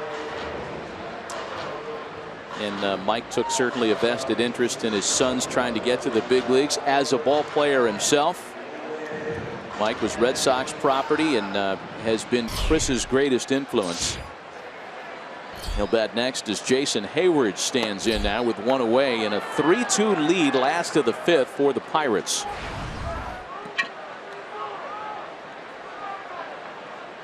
Heyward hitless so far tonight.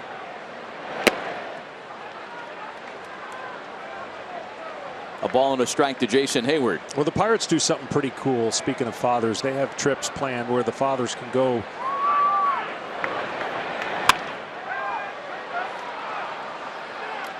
rolled up the first base line for David Freese. Go on scheduled trips, and it was going to be in early August. They take a lot of pride in just creating that atmosphere with the Pirates. And really, both these clubs, as well as the St. Louis Cardinals, have created incredible cultures. They feed off that culture, and it matters, and it breeds success, and it breeds winning. Pittsburgh has done that with their leadership council. The Cubs have done that with just everything that they do, from watching the game to hanging together, and that culture inside the clubhouse, that Taj Mahal, by the way, that they've created, has made it a fun environment, and Joe Maddon has been a big part of that as well. So here's Bryant now with 2 out and the bases empty. A couple of quick outs turned by NIESE here in the 5th. Yeah, we talk about Chris's dad, Mike, playing in the Red Sox developmental system. Dwight Evans, eat your heart out. Mike Bryant with the Elmira Pioneer Red Sox, his 1980 card. And his boy has just tied it up. Oh, my.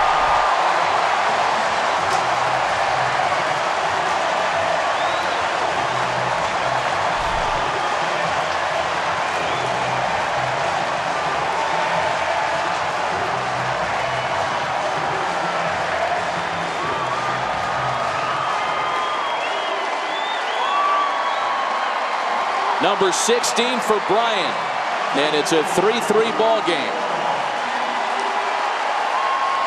Nobody had to move on this one, including the left fielder. This was a no doubt about it. And Bryant continuing, when his team does well and wins, if they pull out another win, that'll be home run 14 in a winning environment. Ties the game up, though, with this blast.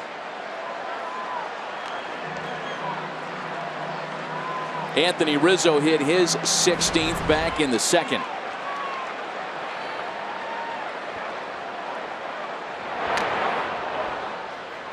They are both headed to Petco Park in a month as All-Stars. Look where this pitch is, right in the sweet spot of that bat. And the left fielder doesn't even move. And why would you at 448 feet? There's a ball that Joyce broke the wrong way on, and he can't finish with the catch. Rizzo on his way to second. Boy, that ball really fooled Matt Joyce.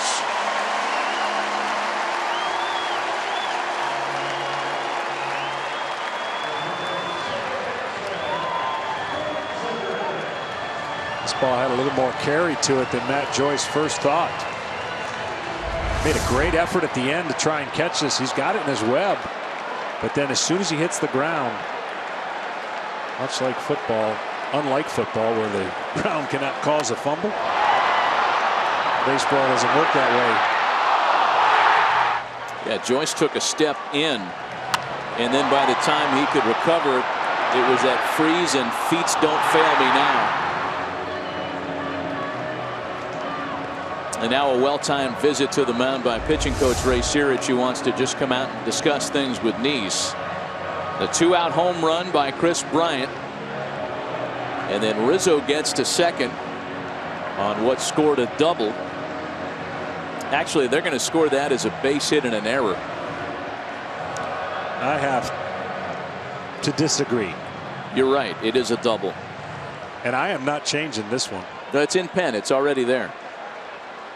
Yeah, scored a double. So now Ben Zobrist.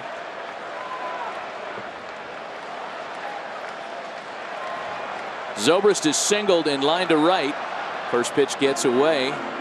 Kratz is able to recover without Bryant advancing.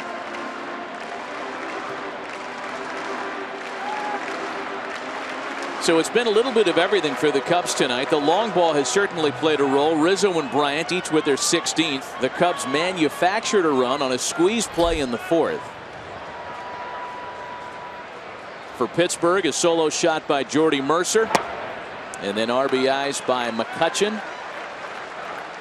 And an RBI hit batsman play with Jordy Mercer being credited with the run batted in. One thing NIESE has done a great job in this situation. 2 outs and runners in scoring position coming into this game. .091 batting average.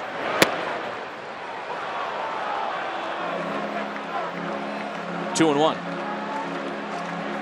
It's one thing that'll drive a pitcher crazy is if 2 outs, you give up those 2-out runs. You know you're going to give up some, but you hope to not give up many because they're backbreakers. mentally when you're out there dealing to a really good offense like the Cubs. Not to mention when the ball is hit in the air and you anticipate it being out, to see the reverse scenario play out, meaning that it's a double, you got to refocus and regrind to ZOBRIST. The 3-1 home ball fourth.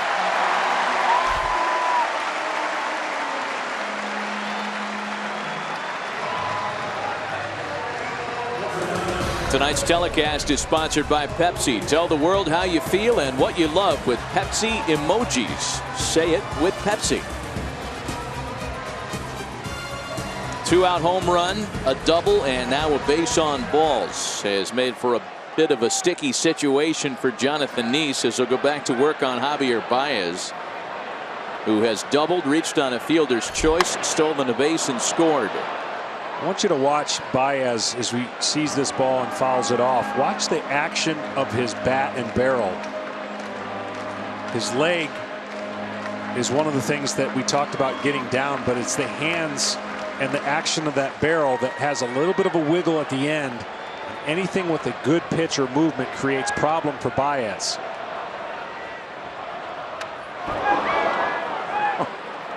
My back hurts just watching him swing. Well, he has tremendous power, but as we watch this replay, watch the hands, okay? His bat's at a parallel, he goes up, then the last movement, watch that wiggle right there. And that little extra movement, now when a pitch is fat, he gets away with it and he can crush it. But when it has any kind of velocity or movement, now he's all in athleticism. That creates a little bit of problem because now you don't exactly catch up to those pitches. So when a pitch is over the middle of the plate, if I were the Pirates, I would feed off his aggressiveness with something slow right here, which they did. A curveball, and he fouls it off the third base side. But a changeup will give him problems. A ball up will give him problems. You just can't afford to make a bad pitch with a guy with this much power. You see the wiggle of the bat, his hands go back, and then the ball was not far enough down for him to swing over the top of it. Well, when BAEZ first arrived, the comparison that you were almost obligated to make was to Gary Sheffield. Right. The torque, the active bat, that wraparound Julio Franco style finish.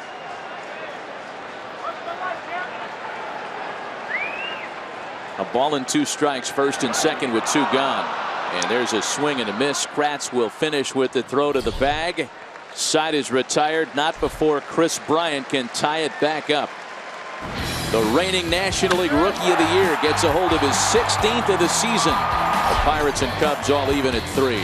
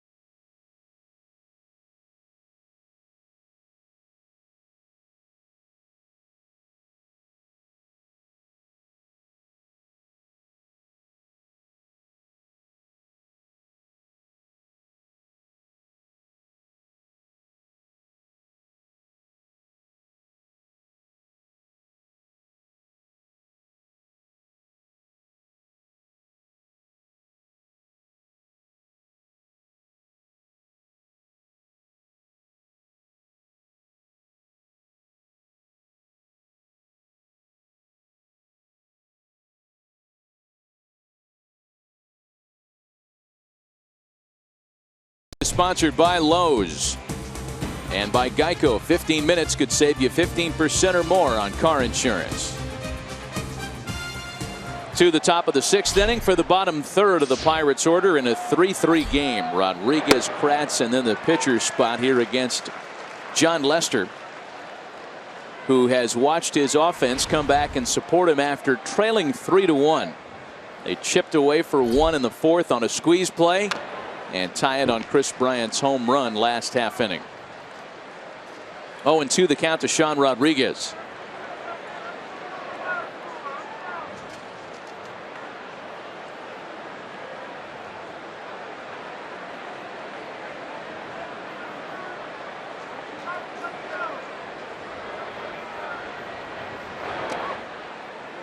A ball and 2 strikes. Lester is one of the rare guys this year where as each at bat happens, the opponent's batting average goes down.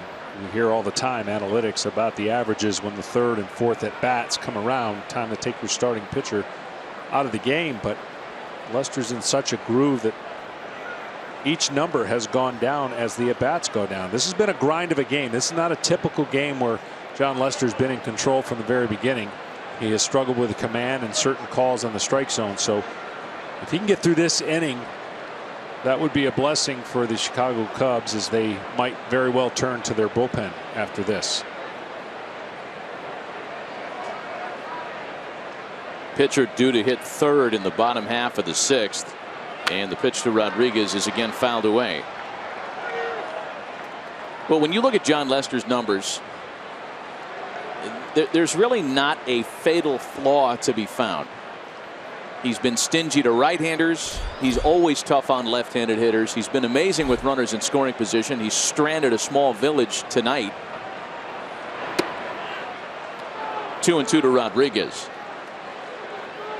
And as all the Cubs starters have, Jon Lester has benefited from terrific run support on the other side of the scorecard. Gets back to that run differential number we talked about earlier. Rodriguez on the ground to the left side, smothered by BAEZ. He gets it with a fine play.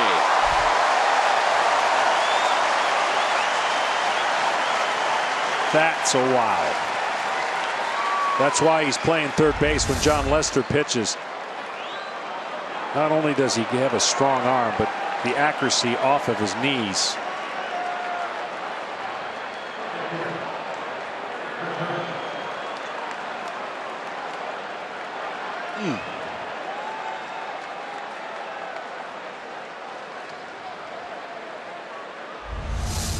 Javier Baez is having a pretty good night. Here's Erik Kratz now, 0 for 2 tonight. He'll offer at the first pitch and send a flare out to shallow center. Almora has it, and there are 2 away. Kenny, we made the point that with that big run differential story, most of the Cubs starters have benefited from great support this year. No question, Matt. And talking to Jon Lester yesterday, he said the success of the Cubs rotation is partly due to the strength of the team's offense. And tonight's a classic example. Comes into this inning with 90 pitches, but he knows if he can just keep the score close as he has, the offense has a chance to rally. And listen to these numbers. Arrieta leads the National League in run support. John Lackey is 6th, Jason Hamill 8th, Lester 19th. Wow. That's pretty good. You bet. The fact that Jake Arrieta leads the league in run support, that's almost not fair. A ball and a strike to count to Jonathan NIESE. Well, think about the stress it puts on the opposing pitcher as well. When you're facing guys like this, you know you can't make mistakes. You try to pitch perfect, and the next thing you know, you're giving up more runs than you want to because the other guy on the hill. And it's funny because you never really pitch against them unless they're at the plate. But you know that when a pitcher is as hot and a staff as hot as Chicago, you go into the game going, my room for error is very little. I don't want to give them any runs.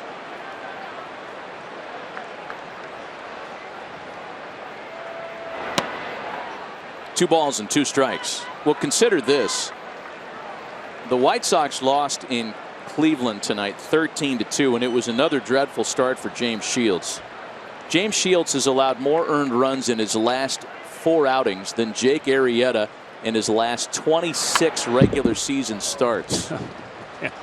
And Arrieta's getting 6 runs a game in support of his stinginess. Add all that together and it spells Cy Young Award. I mean, Clayton Kershaw is going to have something to say about that. We're going to talk about it the same way we did last year with those 2 guys being the top 2 vote getters in some capacity. Put a Quinella box around it and you'll have the right answer there somehow.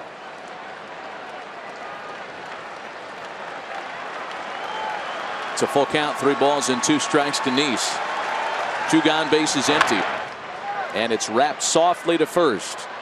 Rizzo shovels to Lester, the second 1-2-3 inning of the game for the 3-time All-Star. And we go to the bottom of the 6th inning, still tied at 3.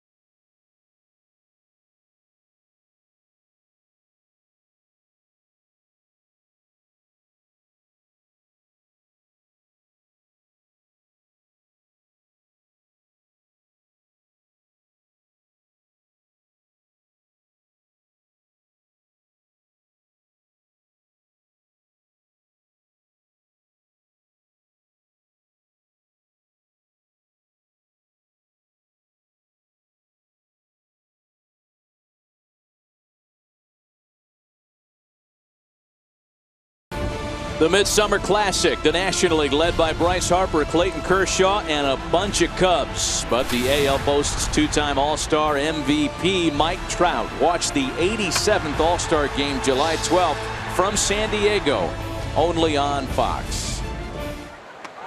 John NIESE back to work in a 3-3 game last of the 6th. Back with Hall of Famer John Smoltz, Ken Rosenthal, Matt Vasgersian. Bottom of the Cubs order here.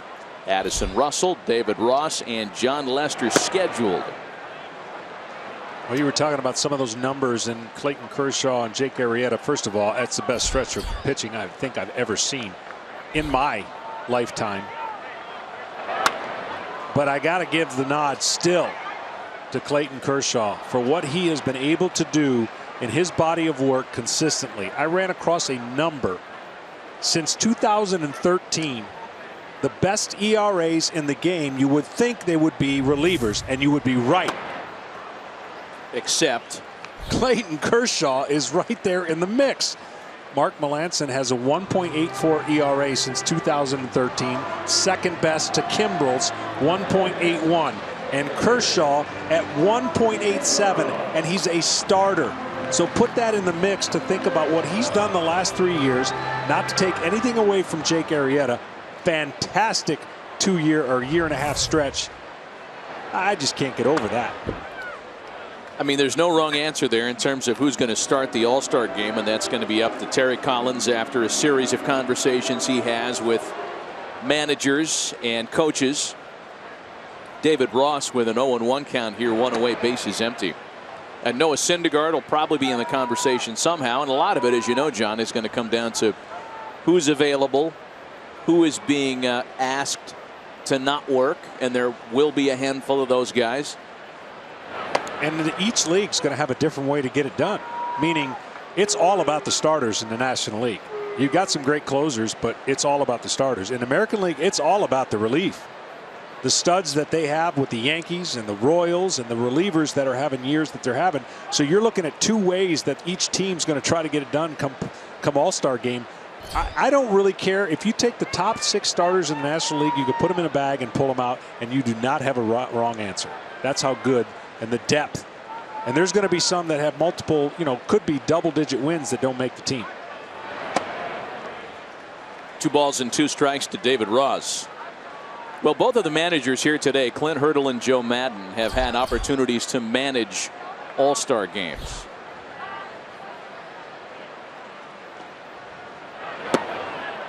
Three and 2 now to Ross, and it's an exercise in diplomacy, as each told us before the game. There aren't any real magic secrets to it. Try to do your best to make sure everybody gets into the game. That's less true now than it was 20 years ago, before home field advantage was dependent on the outcome. But I think both managers here, because there's a pennant race to be had, will be eager to get 4 days off. Again, no wrong answer on this page. Strasburg undefeated. Madison Bumgarner, always a good candidate. Noah Syndergaard's been brilliant this year. David Ross puts a charge in a ball to deep left field and gone.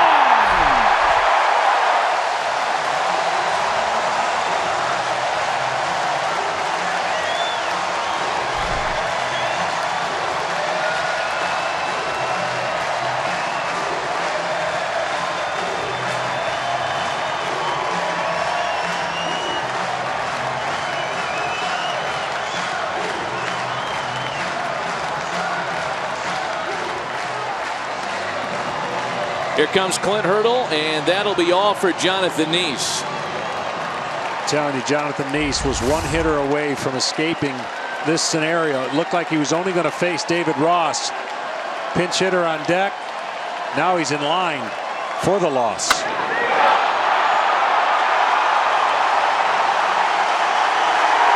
The Cubs lead for the first time tonight. David Ross gets a hero's ovation as the Pittsburgh starter departs. A pitching change, our first of the night. We'll be right back.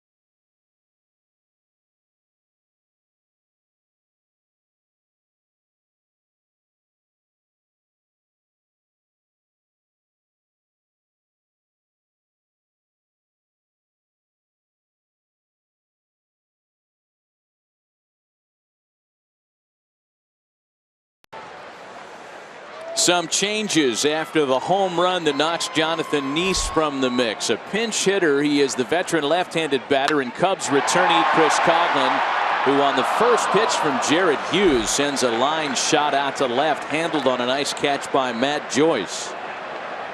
Continuing the theme of first pitch swings before we can even get a chance to profile the new Pittsburgh right-hander Jared Hughes. He's a bigger guy with a little dip in his mechanics, so he pitches smaller than his height. The front side and lower arm action. Fastball at around 90 miles an hour, and slider he'll sweep it at 83. Any trouble he gets at times, he gets on the side of the baseball, which flattens it out. Back to the top of the order now, Albert Almora. Almora came on early. Dexter Fowler started the night in center field and then pulled up injured as he tried to beat out what he had hoped was an infield base hit early on the dreaded day-to-day list. Almora, what they hope is just a hamstring strain. Sorry, Matt. Almora is a quieter version of Baez when you look at the stance and the delivery of which he's trying to put the bat through the zone and closes up. And a chopper to shortstop. Mercer gets him, and Hughes quiets things down in the 6th. Well, the Cubs have played some small ball tonight with a squeeze play, and they've also brought out the big lumber. Solo shots by Rizzo, Bryant, and Ross spell a 4-3 Cubs lead.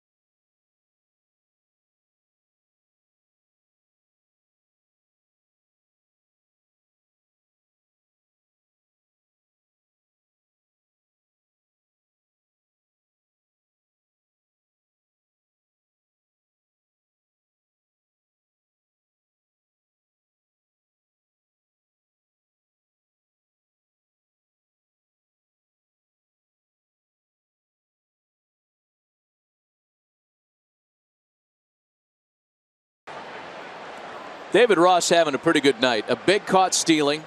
He drove in a run with a squeeze and has homered. And now he's receiving a new pitcher as the Cubs go to the bullpen for the first time tonight.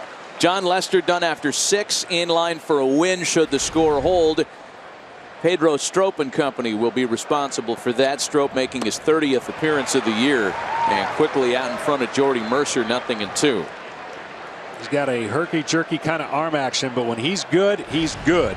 Fastball has some electric life to it, and you saw the slider right there. And he makes quick work of Jordy Mercer.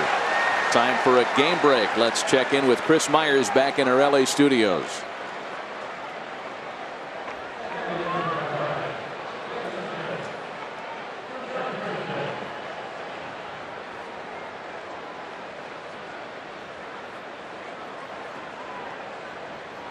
Chris, thanks. We didn't really have a chance to chat about that one earlier today as Josh Harrison steps in now with one away and the base is empty. There's a little crisis there at Citi Field in Flushing, Queens. They've lost 11 of 19.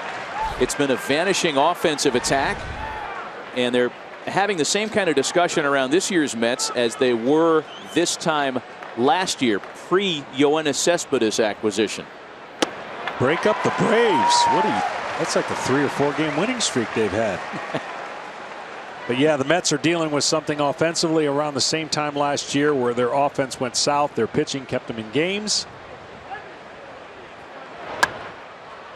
Harrison rolls one out to third. Baez on it quickly. And there are 2 gone in the 7th. I can see why he loves him at third base. Tremendous hands, great feet. And gets rid of the ball with a firm throw. You see how quickly he reacts to that ball. He's not on the balls of his feet. He's not sitting back. That's a man that knows the infield well, and good work around the bag for Rizzo, avoiding Harrison as he comes flying down the line.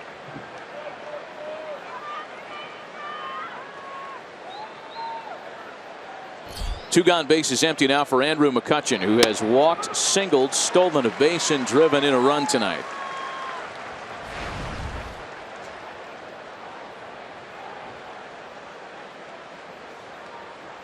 You know, it's worth circling back on a few of the numbers that we threw out earlier.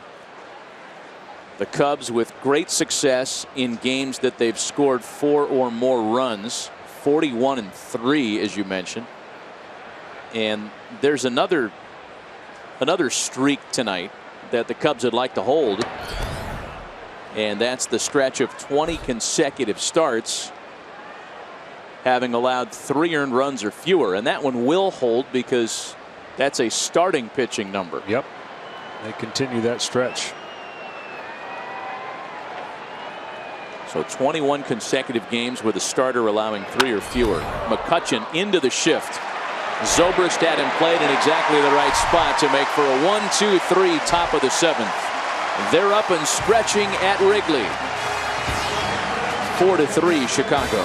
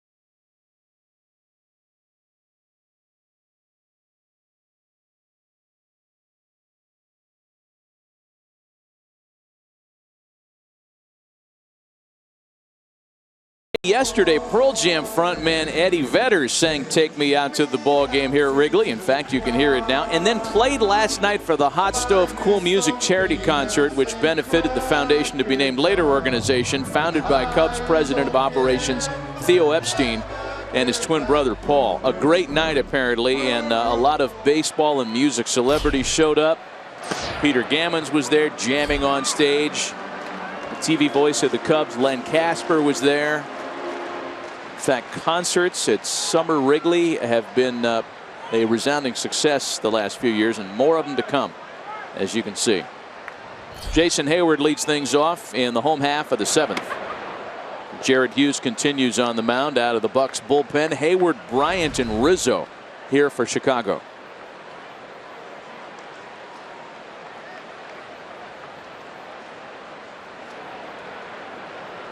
Jason 0 for 3 so far tonight, and falling behind a ball and 2 strikes. Jason has gotten off to a slow start. Of course, the big contract. Everyone knows about his defense. Got to get the hitting underway. But his batting average, which is kind of a reverse split, before the 7th inning has not been very good. But after the 7th inning, it's actually a lot higher, when that would be tougher to hit in today's game. And that one hits him. So Heyward draws a base to lead off the inning.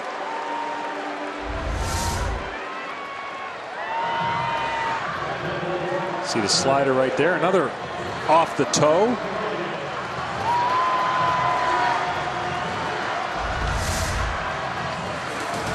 Tonight's telecast is sponsored by the Lincoln Motor Company and the exhilarating new Lincoln MKZ. And by T-Mobile, bringing you greater coverage of today's game. Leadoff hitter aboard now for Kris Bryant, who has walked and homered tonight.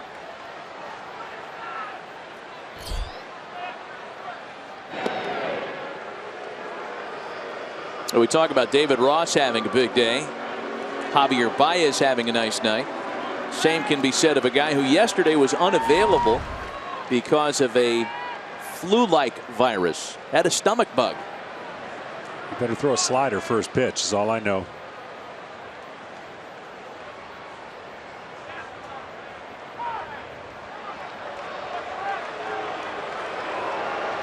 Give a lot of pitchers the flu-like symptoms when he's up there hitting fastballs. Middle of the order has really done the heavy lifting tonight for the Cubs. Through the first 5 innings tonight, they were 4 for 7. Rest of the lineup was just 1 for 11 tonight. That was before Ross's home run. And there they are, their quote-unquote big 3 of Bryant, Rizzo, and Zobrist. They have all contributed. We talked about Rizzo heating up since June 1st. He has not disappointed. Bryant should have, or thought he had 2 home runs tonight. The Wind got the first one. There goes Heyward, had a huge jump. The Cubs will stay out of the double play as Bryant is retired at first.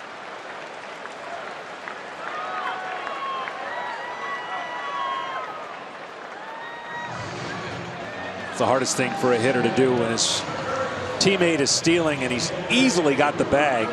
You don't know that. You have such a split second to decide what to do. And you see the runner going and you have to protect that bat. You can feel like sometimes you got to put it in play. Huge jump, as you mentioned. So now back to Anthony Rizzo, who has homered and doubled tonight.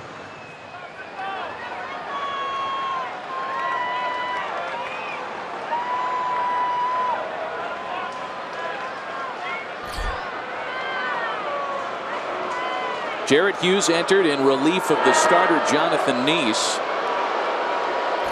This will be the 2nd time that the Pirates have issued an intentional walk tonight.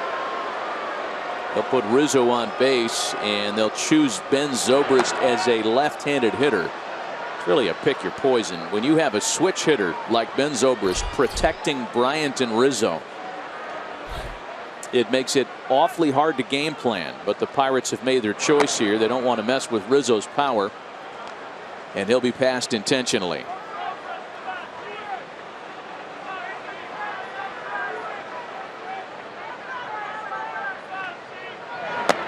And there's ball 4.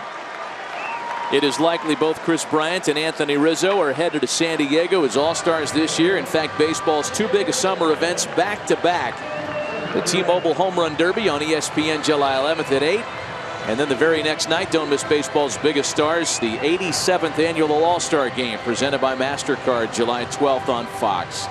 Coverage begins at 7:30 Eastern. And yes, there will be a lot of Cubs represented in San Diego. It's kind of a nice story for the two guys on the corner. KRIS Bryant played his college ball in San Diego, and Anthony Rizzo was a Padre for a brief time before being traded over here to Chicago in exchange for Andrew Cashner. A homecoming of sorts for both. Well, there's only one there that probably does not deserve to start, even though the fans have spoken here in Chicago. And that would be Addison Russell, because Corey Seager's having a monster season. And Russell is not having the type of season to start shortstop, but not to say that he won't be in the All-Star conversation many, many more times after this year. And I think, you know, so long as the fans have a say in this, and we'd all agree that that is a nice part of the event, it will be a popularity contest until further notice. I mean, last year, Omar Infante wasn't even playing. He was hitting under 200. And he was the leading vote getter at second base for the longest time. It was a Royals resurgence last year. They sent a lot of Royals to the All-Star game. Same set of the Cubs this year. I wonder if somebody reached out at Kansas City area and say, hey, how do you beat the system here? What do you do? It's the trappings of success, right? Yep, yep. Everybody's been swept up in this great run by the Cubs. And it's 2 balls and a strike to Ben Zobrist, who's been an All-Star twice in his career. Zobrist has been on base twice tonight. As you look at Javi Baez on deck, he started play with the 4th highest on-base percentage in all of baseball. He's definitely not a free swinger. Patient, looking for a pitch to hit, and in his zone, as we mentioned, he takes a lot of pitches. I want you to watch Rizzo as he's leading off. No threat of the guy at first getting behind him. He's only watching one thing, and he's going to watch Heyward as he gets in position. And looking right at Heyward to see what he's doing, and then right to the hitter. And it's 3 balls and a strike now.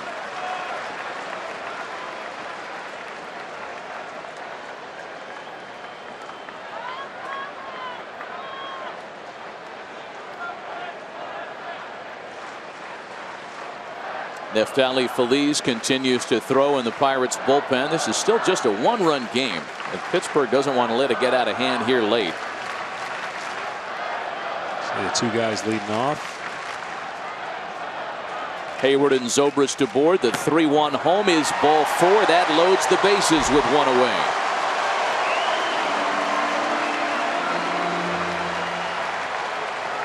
So with Javier Baez due up, it's time for greater coverage of baseball, sponsored by T-Mobile.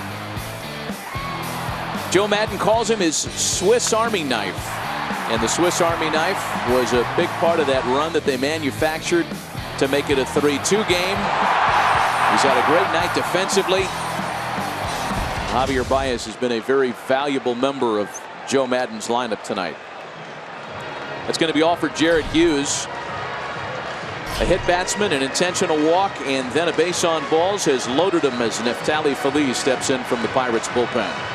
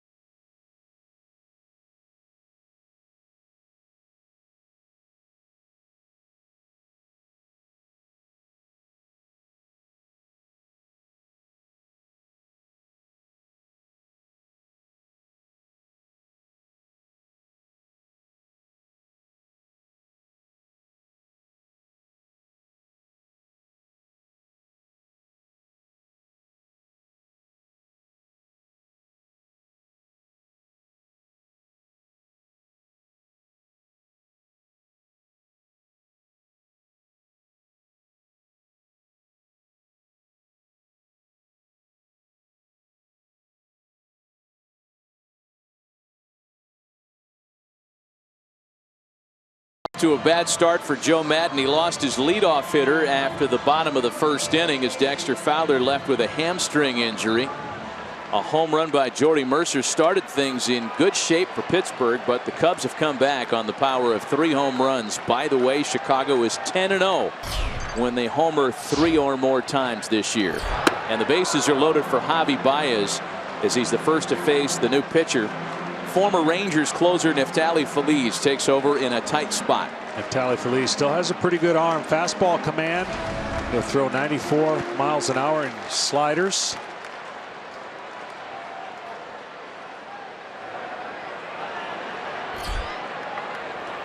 Cubs have loaded the bases without the benefit of a base hit here, and it's a ball and strike to Javi Baez. Neftali Feliz for the Rangers, thinking about oh so close to winning a World Series. One pitch twice away from locking it down, and the miracle comeback for the Cardinals, and then the injuries for Neftali after that, working his way back now with the Pirates. 1-1, sharply hit on the ground to shortstop. Mercer to Harrison, back to Freeze. Neftali Feliz keeps it a 1-run game. To the 8th, still 4-3 Chicago.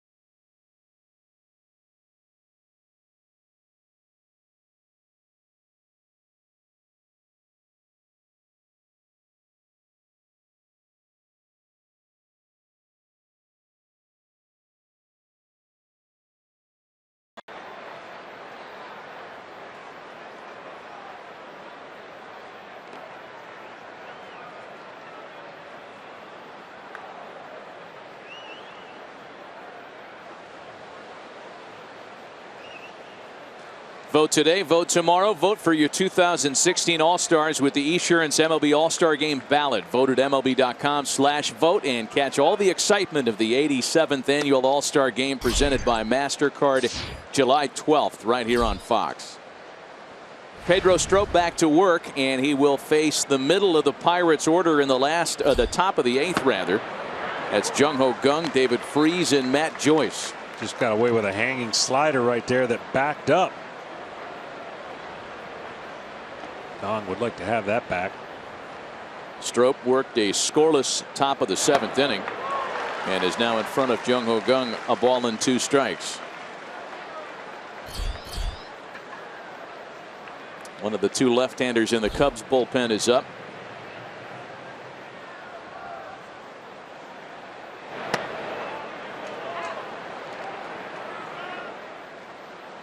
Two balls and 2 strikes. You know, granted, the Pirates had to deal with Arrieta last night and John Lester tonight. but there have been some self-inflicted wounds along the way. Gung lays off a tough 2-2 pitch. Yeah, we got a little flinch right here. Home plate umpire, watch the flinch. And he didn't call it. And he takes advantage of that next life and singles into center. Let's check in with Chris Myers with a game break.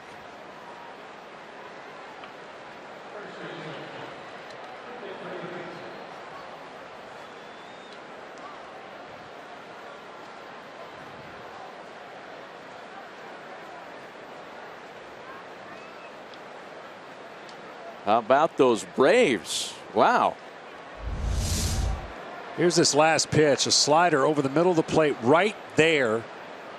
But the pitch before that is the one that the Cubs and Strop would like to have back, because that could have been strike 3. And you see it a lot when you give a hitter an extra chance, or you have to think differently as a pitcher. Can't give him 4 strikes.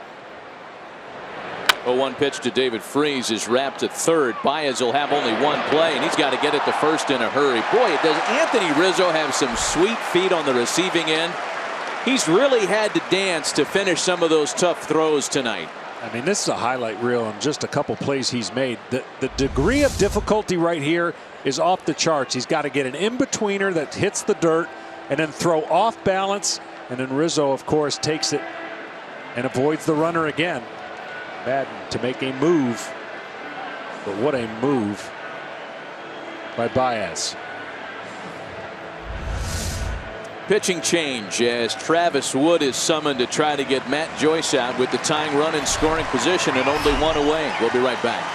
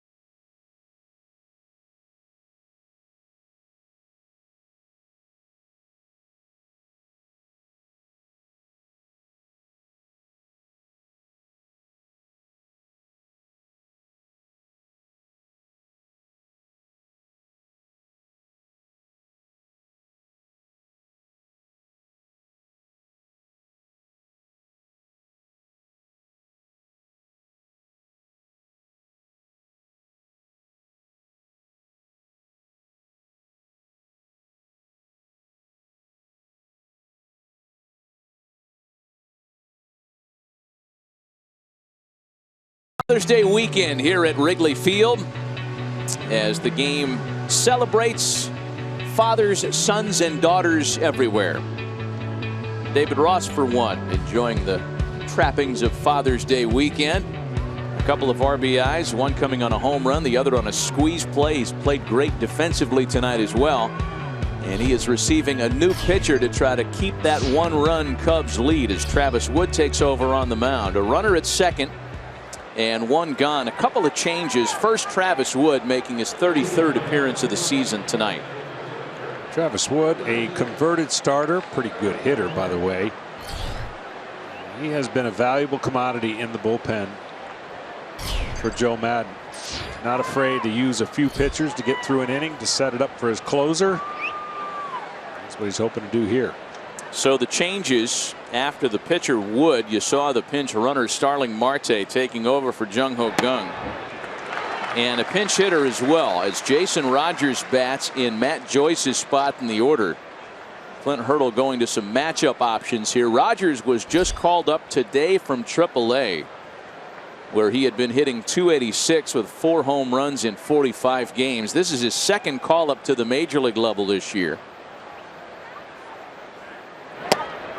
And he takes a strike to fall behind 0-2. I don't know how much Travis Wood knows of Rogers, but it's going right at him. 0-2.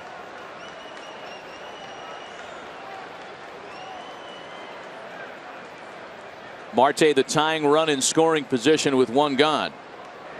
And a swing and a miss.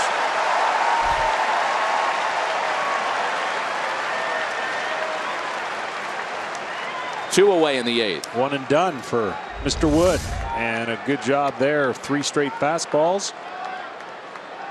2 looking, 1 swinging.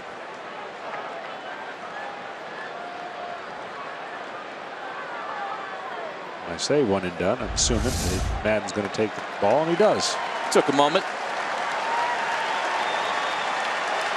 Wanted to give Hector Rondon a little extra time, and that'll be the matchup when we return. Tying run in scoring position, 2 away. We'll be right back.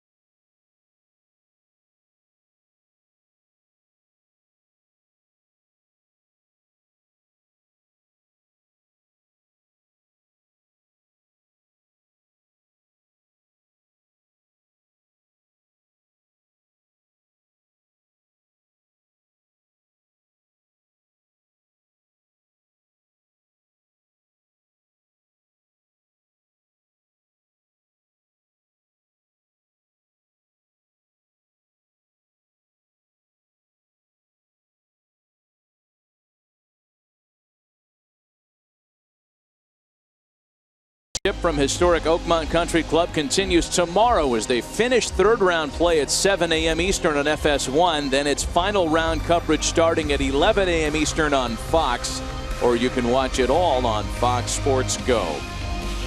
The weather tonight, Shane Lowry at 5 under through 14. We'll finish out the 3rd round tomorrow and then go at it as scheduled. Well, the big situation here as Hector Rondon is summoned for what will likely be a 4-out save opportunity. He has recorded 11 saves this year in 13 opportunities. He's got the tying run at 2nd with 2 gone in the 8th. And he buckles Sean Rodriguez to get in front 0-1. Well, the Cubs just don't play a lot of close games, so you can imagine the workload for the bullpen has not been a high stress level. So this is a great opportunity to get your closer in for a 4-out save.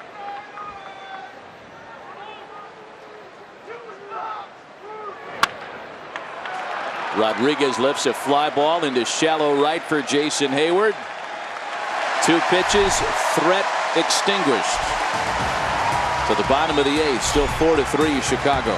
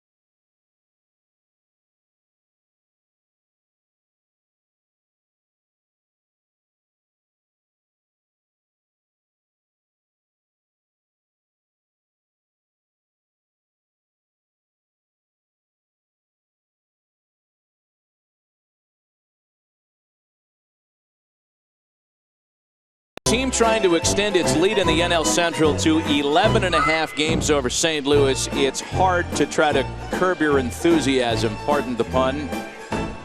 The outstanding HBO comedy coming back for another season, possibly with Joe Madden involved.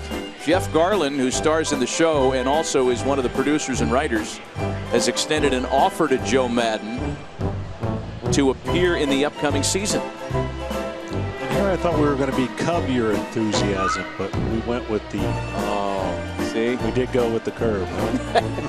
Yeah, your idea might have been better.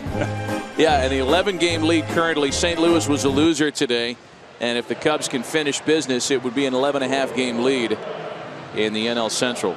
It's such an important night for the Pirates to try to snatch one back that Mark Melancon will appear in a decided non-save situation, making his 30th appearance of the year, likely headed to San Diego as an all-star. He's been outstanding this year, as those numbers would attest.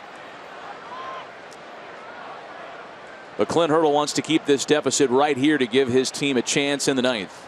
Bottom of the 8th inning, Addison Russell leads things off for Chicago. He's got 3 outstanding pitches, 2 that he relies on, that cutter right there and a knuckle curveball.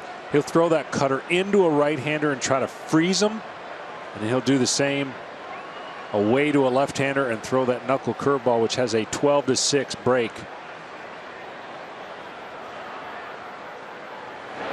And there's the inside cutter. That's become the new pitch for right-handers. Makes it difficult on right-handed hitters to hang in there. There's that cut. You see the spin. The ball's going to start in, and then the hitter has to anticipate that break.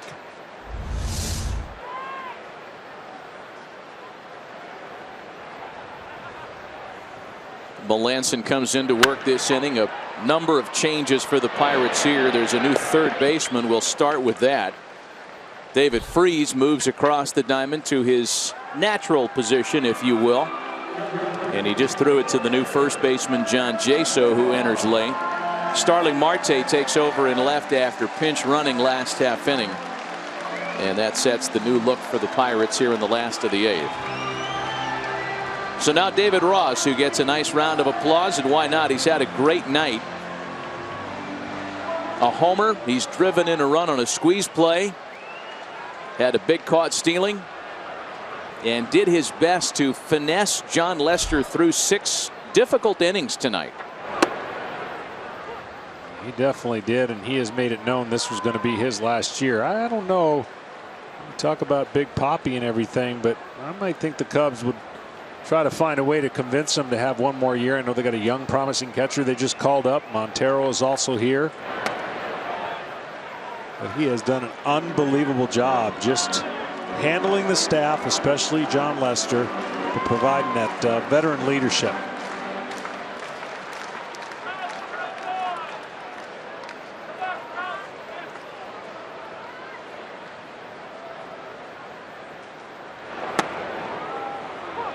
Behind here, 1-2. Speaking of David Ortiz in retirement, holy cow. I still think he's going to retire, but what an unbelievable year he's having in his final season. Going out with a bang. The American League's leading vote getter for the All-Star game. Still 1-2 to David Ross. There are a lot of stars on the field every night in baseball, and I've contended for a while that David Ortiz is he's the last true rock star that we have, no doubt, in our game. On par with Derek Jeter, with some of the all-time greats.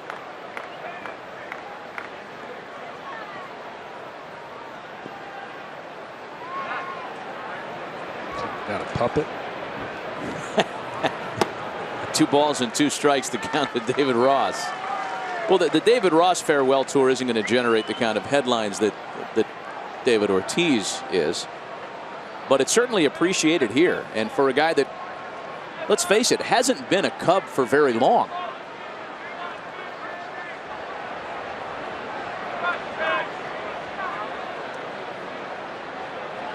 The 2-2 to Ross. He again sticks around with a foul ball. See many guys in the game with gray in the beard, gray in the hair. It's turned into a young man's game, and certainly it's some great young players that we have in our game, but David Ross at his position holds his value for what he was able to do coming here and obviously this year as well.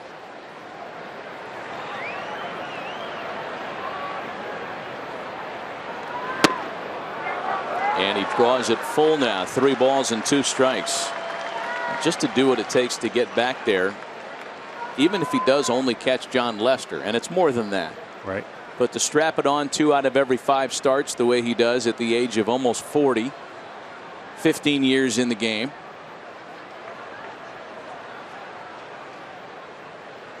Here's the 3-2 from Melanson, and he loses him on ball 4.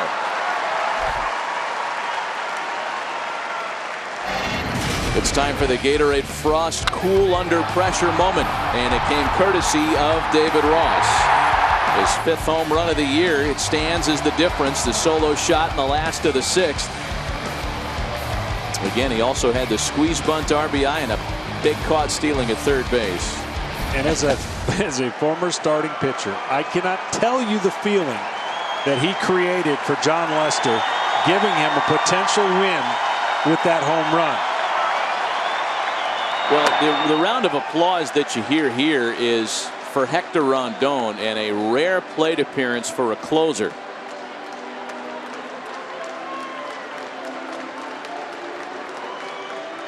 Not a lot of numbers to speak of. In fact,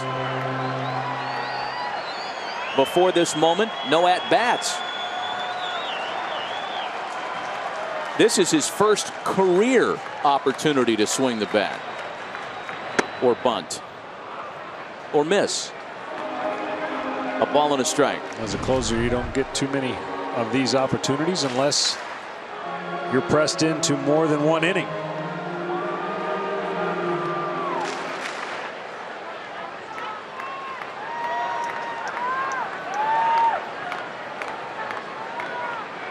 Joe Maddon wants him to finish out the game in the 9th, batting in his turn in the order. And now behind a ball and 2 strikes. It's not the prototypical way that you would get a bunt down. He's got his feet moving. He looks a little anxious in the box. He's just trying to avoid anything that would prevent him from going back out to the inning and nailing this win down for John Lester. When you count in his minor league time, Hector Rondon has never had a professional plate appearance.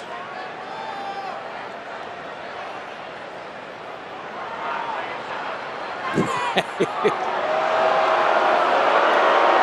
Melanson wants to think about it. The way Rondon is digging in with his feet moving around at the box, it's as though he's anticipating like a spin move from a guy rushing the quarterback.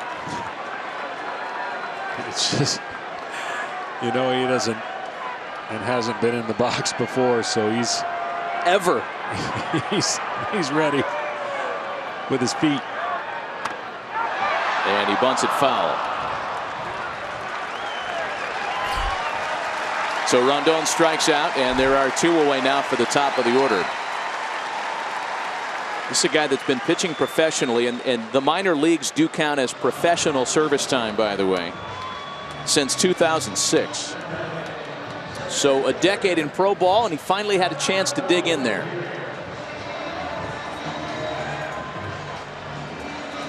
Or dance in there. And back to the top of the order now, Albert Almora.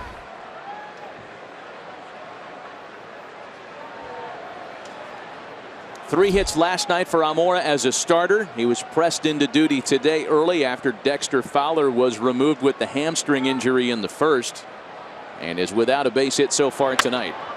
Slaps one to the right side. Harrison ranges to make the play, and we go to the top of the 9th. Still a 1-run ball game.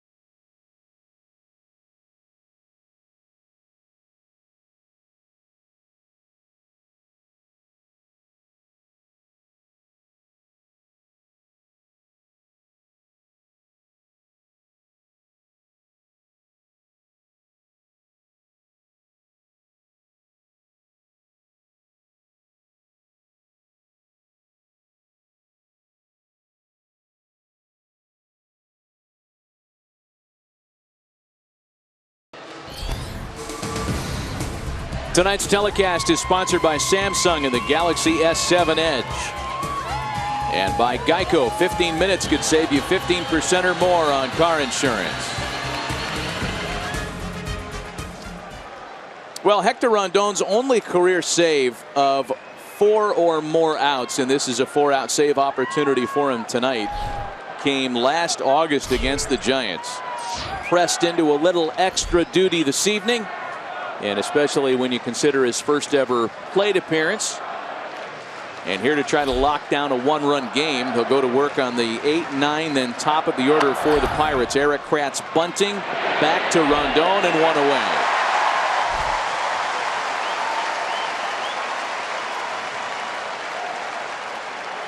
Yeah, the Cubs have blown the fewest leads, 6, and the Pirates have the fewest comebacks, 8. So that's teams going in opposite directions.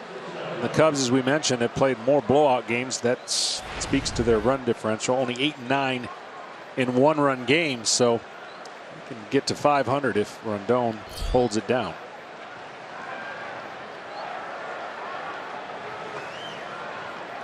Here's John Jaso now. Jaso came on defensively last half inning.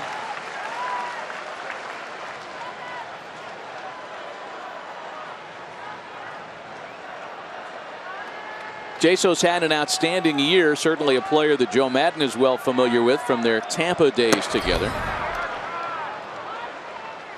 Playing first base for the first time in his career. He took to the position quickly and has not made that position change hurt him at all at the plate.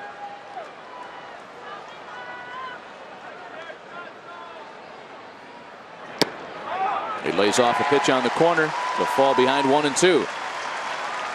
Well, one of the hardest things moving forward, the Cubs got everything in, as you would think, with their record way out in front. The hardest thing to do when a Cub team is going to have this kind of lead is look for what improvements you can make down the road. And that's what Theo's going to be looking at. And you could say the bullpen would be their only weakness, so they're going to depend on other teams who fall out of it. And they have the package to make the moves to make that, I call, difference maker. If they get one more arm in the pen, wow, it'd be tough to beat. Bullpen has held up nicely so far tonight. Jaso sends a flare the other way. Bryant there. And the Bucks are down to their final out tonight. The producer of tonight's game is Pete Macheska. Our director is Matt Gangle. Associate director is Brian Biederman, and the broadcast associates Caden Pfeiffer. Technical director tonight, Zach Jensen. And Monty Mantovani is our technical producer. Well, here's a man who's caused a little damage of his own. So first pitch, I would think David Ross would like to see a slider here against Mercer. Jordy Mercer was the biggest problem for John Lester. Rondon paying attention and taking notes. He does throw that first pitch slider for a strike. I wouldn't mess with any fastball in the inner half of the plate.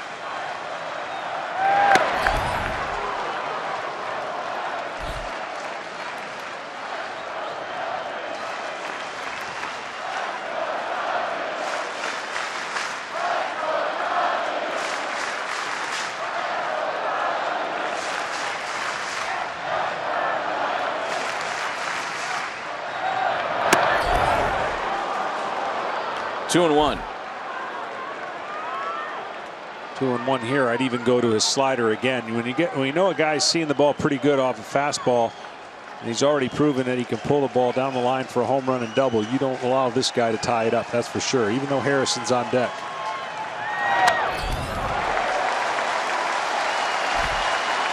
You really have to peel back a lot of layers in the stat pack to find something that's not flattering to the Cubs. Their record in 1-run games is just 8 and 9. Hector Rondon is a strike away from evening up that number back to 500 and delivering the Cubs their major league leading 46th win of the year.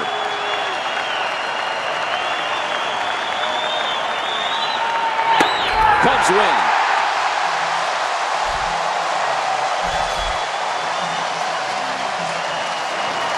Chicago makes it 2 in a row over the Pirates. Hector Rondon converts on just his second save of 4 outs or more. And again, Chicago improves to a major league best 46-20, 11.5 games better than the next closest in the NL Central. Well, this was a grind out win for the Cubs. They're used to winning a lot of games by 3 or more runs, but Lester worked in and out of trouble, gave him a chance, and the offense did an unbelievable job of rallying, getting to that 4 mark. Cubs winners on this Father's Day weekend Saturday. We're back from Wrigley Field right after this.